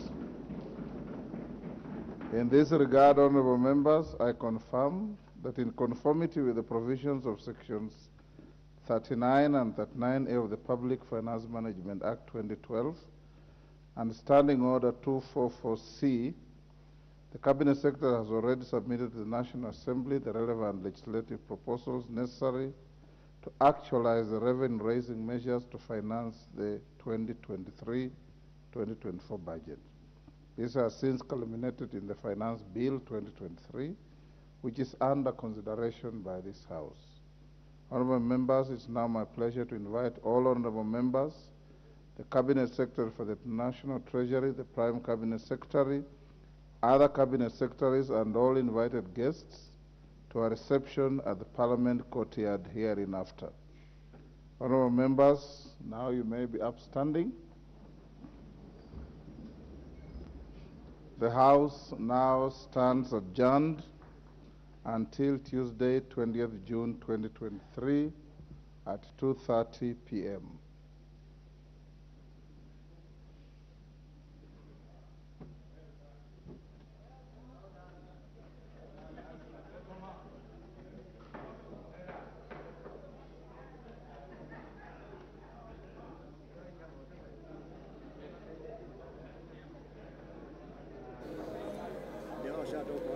Na mtazamaji, bila shaka ni hotuba ya mwisho yake Spika wa Bunge la Kitaifa Moses Wetangula pale akizungumza baada ya hotuba na kusoma kwa bajeti Profesa Njuguna Ndung'u kwa zaidi ya saa 4 kutoka mida ya saa 8 hadi sasa. Wakenya wamesubiri, wakatazama, wakasikiliza. Wanahabari vile vile hapa nje katika majengo ya bunge alipoisoma bajeti ile na kuidhinisha rasmi baada ya wabunge kuisikiliza kwamba ni makadirio ambayo yatatumika kuanzia tarehe 1 Julai, manake ndo mwaka wa kifedha wa mwaka 2023-24. Kuna vipengee vingi sana ambavyo vimejitokeza pale katika bajeti hii ambayo imesomwa, licha ya fedha zile kwa mkupuo kusoma trilioni 3.6. Kuna baadhi ya maeneo ambao watu wameangalia sana, ni sekta zipi zitakuwa zimefaidi kwa kupata mnofu mkubwa, ni zipi zitakuwa zimepata fedha kidogo labda ikilinganishwa na bajeti ya mwaka jana. Na kwa mfano kama sekta ya kilimo ukipenda zarai imepata shilingi bilioni 49.9 ambazo ni fedha hizi ambazo sana sana bilioni 5 ndo zimetajwa kwamba zitatumika zaidi katika kuweza kununua mbolea kwa ajili ya wakulima Frida. Na mtazamaji, unavyoona nyuma yetu pale, wapo picha hii itakuwa na kupata moja kwa moja ni wabunge mbalimbali ambao wanatoka baada na mtazamaji, wabunge ambao wanatoka na kudondoka mmoja baada ya mwingine. Hawa utaangalia nyuso ambazo unaziona mtazamaji ni wabunge ambao wanaegemea mrengo wa Kenya Kwanza, mwenzangu Frida, kwa sababu wale wa Azimio wameondoka mapema. Tumeona kioja wakati ambapo alikuwa anajiandaa Profesa Njuguna kusoma bajeti hii, wabunge wa Azimio wameondoka na kusema kwamba bajeti hii ambayo inasomwa si ya Mkenya lakini bajeti ya watu wa Kenya Kwanza. Kwa hivyo kilichoshuhudiwa mtazamaji ni kwamba baada ya kuondoka kwao, je, waliosalia hapa wana yapi ya kuweza kuzungumza? Mheshimiwa karibu, ni yapi ambao wanaweza kuyazungumza kwa marefu na mapana kwa ajili ya nini? Mheshimiwa KJ karibu sana. Karibu sana. Na basi kuna baadhi ya waheshimiwa hapa ambao tutakuwa tunasema nao waweze kutupatia maoni yao, na mtuambie labda Mheshimiwa KJ ni kipi ambacho kimekugusa nafsi yako na unaona kwamba pia kitamfahamu Kenya katika bajeti ya leo iliyosomwa na profesa muda mfupi uliopita? Cha muhimu ni kwamba hii ambayo wameita budget ni mpangilio wa vile ambavyo tutaweza kwanza kupata hela ambazo zitaweza kumudu ile budget ambayo tutakuwa nayo. Kumaanisha kwamba kwa upande mmoja kuna ile ya kupata ushuru, kisha kuna vile ambavyo matumizi yatakuwa. Lakini lofti kilicho cha muhimu kusema leo ni kwamba hii ni budget ya kwanza ambayo tumeona mipangilio wa value chains. Kumaanisha kwamba ukichukua kati yake, kwamba sio kufanya lile jambo vile ambavyo tumekuwa tukiona kwamba hela zinaekezwa katika sehemu mbalimbali ambazo haziwiani. Hapa ni kwamba unaitengenezea value chain zake, na hizi value chain unaanza kuangalia mipangilio yake kuanzia hadi tamati. Ya pili, kumbuka kwamba huyu ndio rais wa pekee katika kampeni ambaye alizunguka Kenya nzima akajadiliana na wananchi kutengeneza mpango huu ambao unaitwa bottom up economic model. Na ndio hiyo ambayo imeleta budget hii, kumaanisha kwamba yale mambo ambayo yaliongewa pale kwenye campaign ndio tunayaona kwa budget. Asante. Mheshimiwa Dagoretti, wasalimie sana watu wa Dagoretti kule kusini. Na Mheshimiwa Florence Jematia, hujambo? Sijambo sana. Baringo kwa semaje? Baringo tuko wazima. Je, imewakilishwa vilivyo katika bajeti ya leo? Manake masuala ya usalama ni masuala ambayo watu walitarajia labda ndo pengine itaongoza sekta ile katika labda sekta ile ya ulinzi, kwamba itapatiwa fedha nyingi zaidi. Mgao uliotolewa unaona kwamba umeakisi vilivyo masuala ya usalama? Maneno ya usalama imesingatiwa. Ukiangalia kwa ile idara ya ulinzi tumeweka fedha ambayo inaweza kusaidia wale wanajeshi pamoja na wale kuweza kurudisha ile hali ya amani. Ya pili, ukiangalia kwa undani tayari hata wakati ya bajeti ile inaitwa first supplementary tulikuwa tumeitia hela kadhaa ambazo zilikuwa zinatumika kwa sasa. Na zaidi ninajua serikali iko na mpangilio yake ambayo ni taratibu ambayo inaendelea kila wakati. Kwa upande zingine pia ukiangalia ulinzi unaenda vile vile na hali ya maisha ya wananchi. Kama vile ukulima tumeizingatia maneno ya pembejeo ambayo zinakuja. Baringo pia tuko na unyunyizaji wa maji katika irrigations pale huko kwetu, na sana pia elimu ni ya muhimu. Ukizingatia kuwa Kenya baada ya kukuwa na amani lazima watoto warejee, wasome, watoto warudi. Tukishuhudia kwamba wanahimizwa shule zifunguliwe warudi katika maeneo. Ndio hiyo. Kwa hivyo umeridhika kabisa? Tumeridhika. Alafu zaidi pia tuko na ile industrialization, viwanda ambavyo pia tunaangalia. Ninataka kuchukua fursa hii kusema ninatarajia kwa ile hali ya waziri wa viwanda ataweza kuja kuangalia Baringo, tuweze kuweka katika zile cottages za every community ili pia Baringo waweze kuwa na viwanda vyao ambavyo vinaweza. Shukrani sana mheshimiwa, tunasema zaidi. Asante sana. Karibu sana. Katibu mkuu UDA asemaje? Sisi tumefurahia sana na ile budget statement ambayo imesomwa na haswa katika sectors ambazo zinainua wale mahustlers. Umeona wameweka 10 billion shillings kuinua ile fund ya hustlers ambayo tunasema hiyo inaenda kusaidia vikundi, wanabiashara, hustlers wote waanze kupata angalau jinsi vile kufanya biashara. Jambo la pili tumefurahia kwa sababu wanafunzi wetu wa university wameongezwa kutoka 15 billion to 30 billion Kenya shillings katika zile pesa za mkopo ya HELB, mkopo za HELB ambazo zinaenda kusaidia sasa wanafunzi wengi waweze soma paka university. Jambo la tatu ambalo nimefurahia ni kwamba utapata 27% of this budget imeenda katika elimu. Na unajua hiyo inafanya kwamba Wakenya wengi wanaenda kupata elimu ambayo ni quality katika maneno haya. Jambo lingine ambalo limetufurahisha ni kwamba mnajua ile serikali ambayo iliyopita iliacha projects mingi ambazo hazikuwa zimemalizika. Ukiangalia zile soko ambazo zilikuwa zimewachiwa kwa njia kutoka mwaka wa 2008 ikienda 2013 mpaka 2017 mpaka 2022 hazikuwa zimemalizwa, lakini wameweka bilioni karibu 10 kuhakikisha zile sokoni zote zimemalizishwa.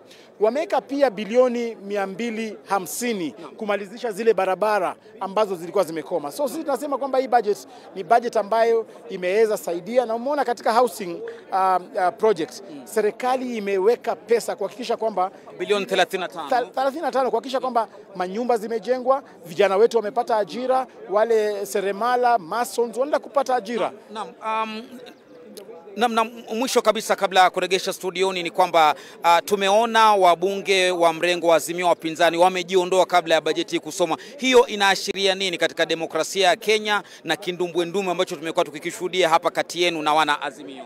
Mimi naona Azimio wamepoteza mwelekeo kwa sababu budget ya nchi ni lazima isomwe, ni lazima tuwe na bajeti. Na kama wako na mawazo tofauti, kuna njia zile za kuangalia, za kuweza kuweka mawazo zao pamoja. So ile jambo wamefanya ni jambo ambalo haihimizi uzalendo, kwa sababu nchi yetu ni nchi yetu, na budget ni nchi yetu, na ni lazima wawe na ile kinaitwa political tolerance. Basi ile heshima ambayo wameonyesha yule waziri akisoma bajeti, ni tunasema ni heshima duni, na tunasema warekebishe mienendo yao. Asante sana Mheshimiwa Cleophas Malala. Bila shaka naomba kumpatia kipaza sauti hiki mwenzangu Frida Mwaka, manake hawa ni mabinti wenzake, ataweza kuhoji vizuri. Naam, na bila shaka mtazamaji, kama unavyojua mimi natetea wanawake, na sasa nataka kusikia kutoka kwa speaker wetu, ilikuwa vipi bajeti? Hiyo bajeti ilikuwa very detailed, imeguza kila sekta. Imeguza masuala ile wananchi walikuwa nayo. Iko na masuala ya kuajiri vijana kazi, ya kujenga digital economy, kuhakikisha huduma kutoka serikali imeweza kurahisishwa kwa wananchi. Imeguza maneno ya mashule.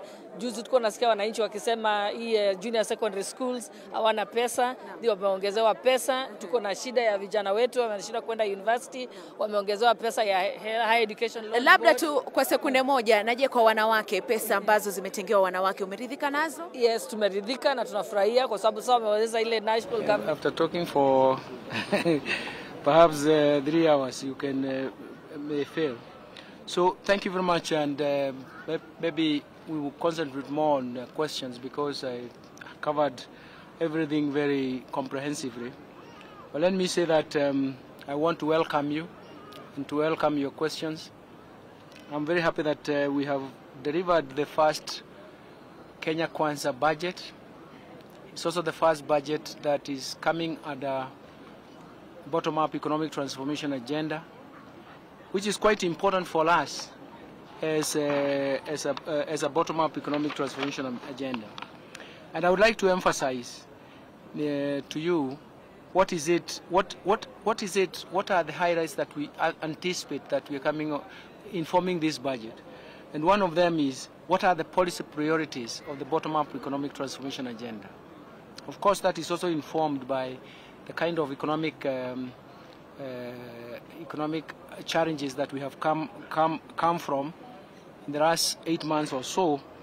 And that economic context is very, very important because it is the one that has driven the economic recovery agenda. The bottom-up economic transformation agenda, part of that is actually economic recovery program. And the second part of it is to say, how do we resuscitate and correct the structural effects that have come from sustained multiple shocks. The third dimension for this is actually to look at the policy and legal institutional reforms that will underpin and support bottom-up economic transformation agenda. We have highlighted most of those, and that for me is very, very important. But of course, you cannot have all those policies and proposals and propositions in one budget. It means it's a continuing space that we have to look at. We have to look at that continuing space.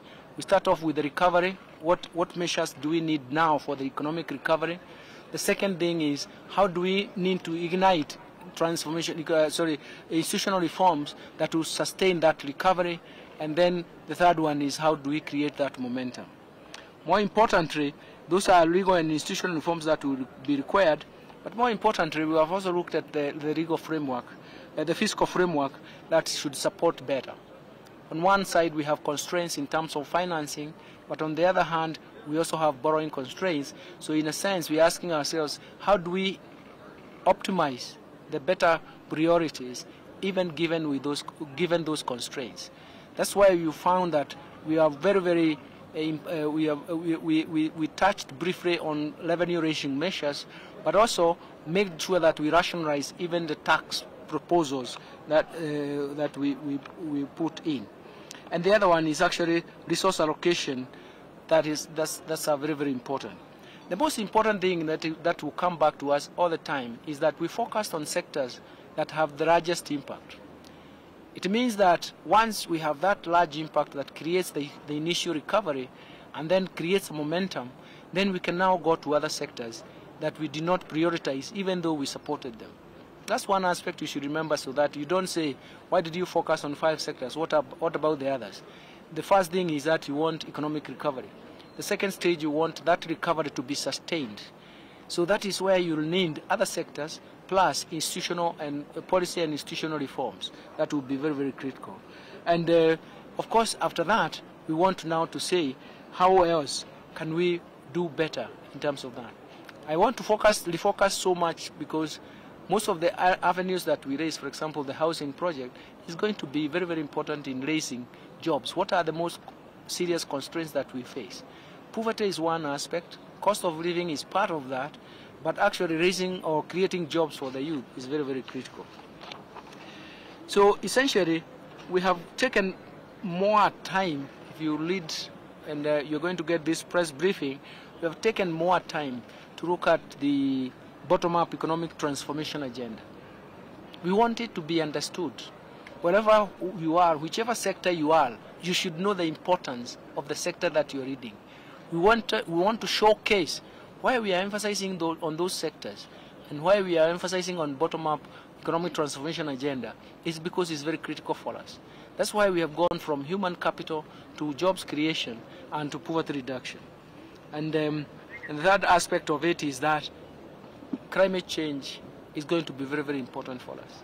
How do we take advantage of climate change and taking advantage of climate finance, for example?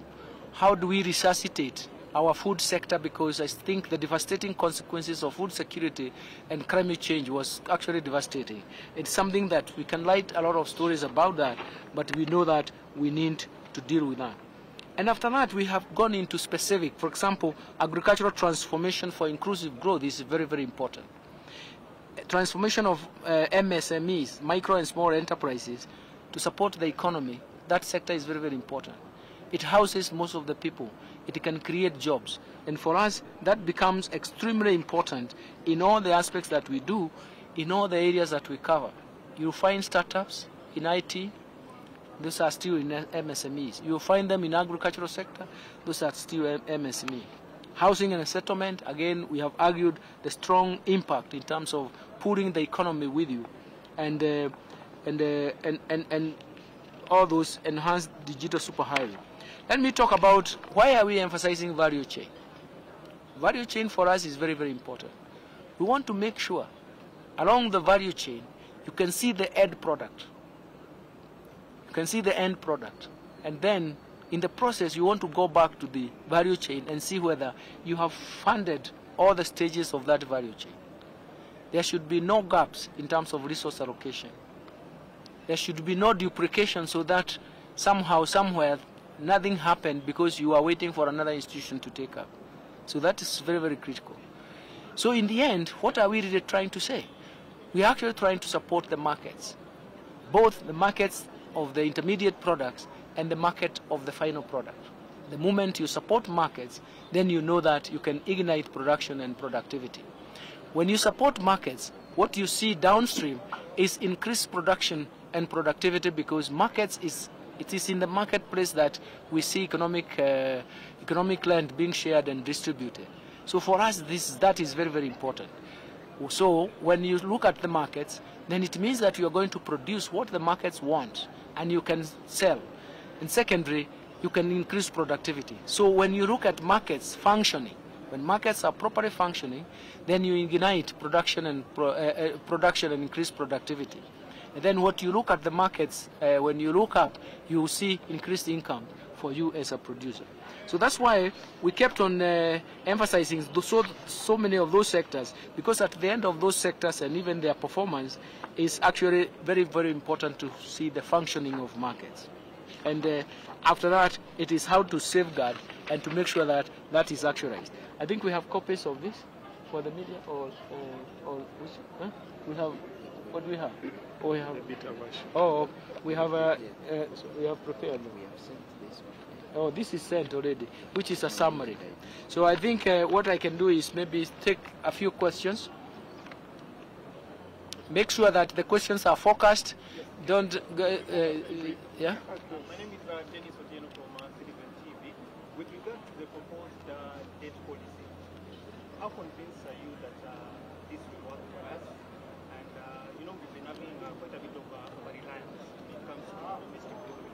the reliance on domestic one. And then, just a question, I mean, what's the worst that can happen if MPs fail to approve these conversions? Are we going to default on our debt repayment obligations? So by the time when I want to answer your question, sometimes it's to educate you. Because, no, forgive me, because we did not change anything, isn't it? We are actually saying, like all other countries internationally, best practice is have a debt anchor. It's just like we have inflation target, isn't it? The role of inflation target is to show you, at any one point you can say, what is the inflation rate today? You know the inflation, I mentioned it, isn't it? It's 8%, isn't it? From the previous month. From the target, it should be 5% within a range of 7.5%, isn't it? So in a sense, what we have is a policy. Inflation should be a target 5%, but you have a policy that it should be in the range of 2.5% to 7.5%, isn't it? It is the same strategy for debt. That we say that we should have a debt anchor at 55%. But then, from a policy perspective and operationalization of that policy, we should have a range. Now for you, when you look at it, you can tell where is Kenya in relation to the debt anchor. So you can say, oh, it is above 55%, isn't it? So it means its debt carrying capacity needs to reduce. Or suppose it is below 55%, its debt carrying capacity is telling that it can increase the debt, isn't it? So the whole issue, first of all, in terms of law, you cannot default on debt, on public debt in Kenya, isn't it? Do you know that? That's why I said I need to educate you a bit, because that is clear. It has the first charge. But what we want to do is we want to create an information platform that wherever you are, you can see that the National Treasury is moving towards liability management to reduce the debt carrying capacity, because it is already over-indebted. Or it is trying to borrow more because that it is below its debt carrying capacity. If you make an assumption that you are actually provisioning debt to finance public investments, mostly the public goods type of investment, then it is important that you can take them up. So essentially it's a policy, we are defining a clear-cut policy that you can look at objectively even yourself. You'll be asking, just like you objectively, you can say inflation is high today. Why is it high? It is above the 7.5%, isn't it? Suppose inflation was 2%. What would you say? Inflation is slow. It means that the central bank has an option to expand monetary policy, isn't it? The converse of contracting monetary policy is when it is at 8%. It is the same principle. But what are we doing? We are trying to give policy flexibility. You have a policy space. The parliament may tell us, okay, the debt anchor is 55, but we are going to give you an operating range of between 50 and 60%, isn't it? That's an operational range. That's a policy range. Right, and that is Treasury Cabinet Secretary Professor Njuguna Ndung'u giving his post-budget speech press statement there. Our team is on the ground. We shall bring you whatever issues emerge from there. We need to close here and transition into more comprehensive bulletins, which will now break down all the issues for your ingesting. Let me start with closing remarks from Churchill. Churchill, the speech has been made 3 hours, 19 minutes.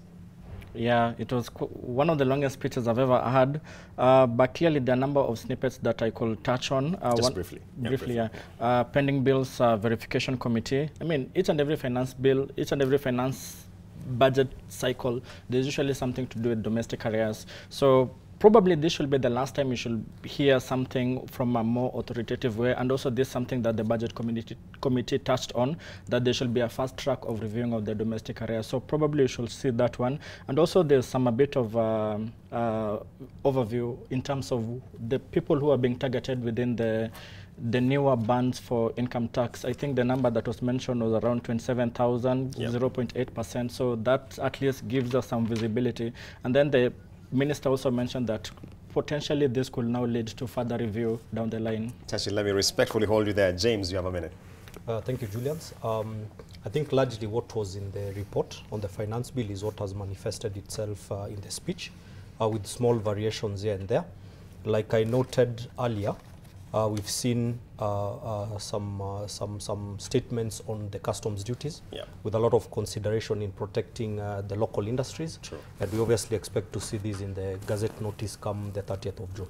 All right. Yeah. Robert, a minute. Yes, thank you, Julian. So for me, I think this was a very good show by the CS in the sense that he clearly was reading from the same script as the committee in terms of the proposals. We've also seen some additional proposals from the CS, for example, the one for fish down from 20% to 10%, and also mobile money transfers by telcos to 10% from 12%. So some very good proposals. So I think overall, I'd say there's light at the end of the tunnel. Gentlemen, thank you so much for being part of this conversation right from the morning up till this time, 3 hours, 19 minutes. Thank you for staying with me. Thank you so much for being part of this conversation. And now, starting 7 p.m., we shall bring you a detailed, comprehensive bulletin which breaks down all the issues around the budget, Kenya Kwanza's debut budget.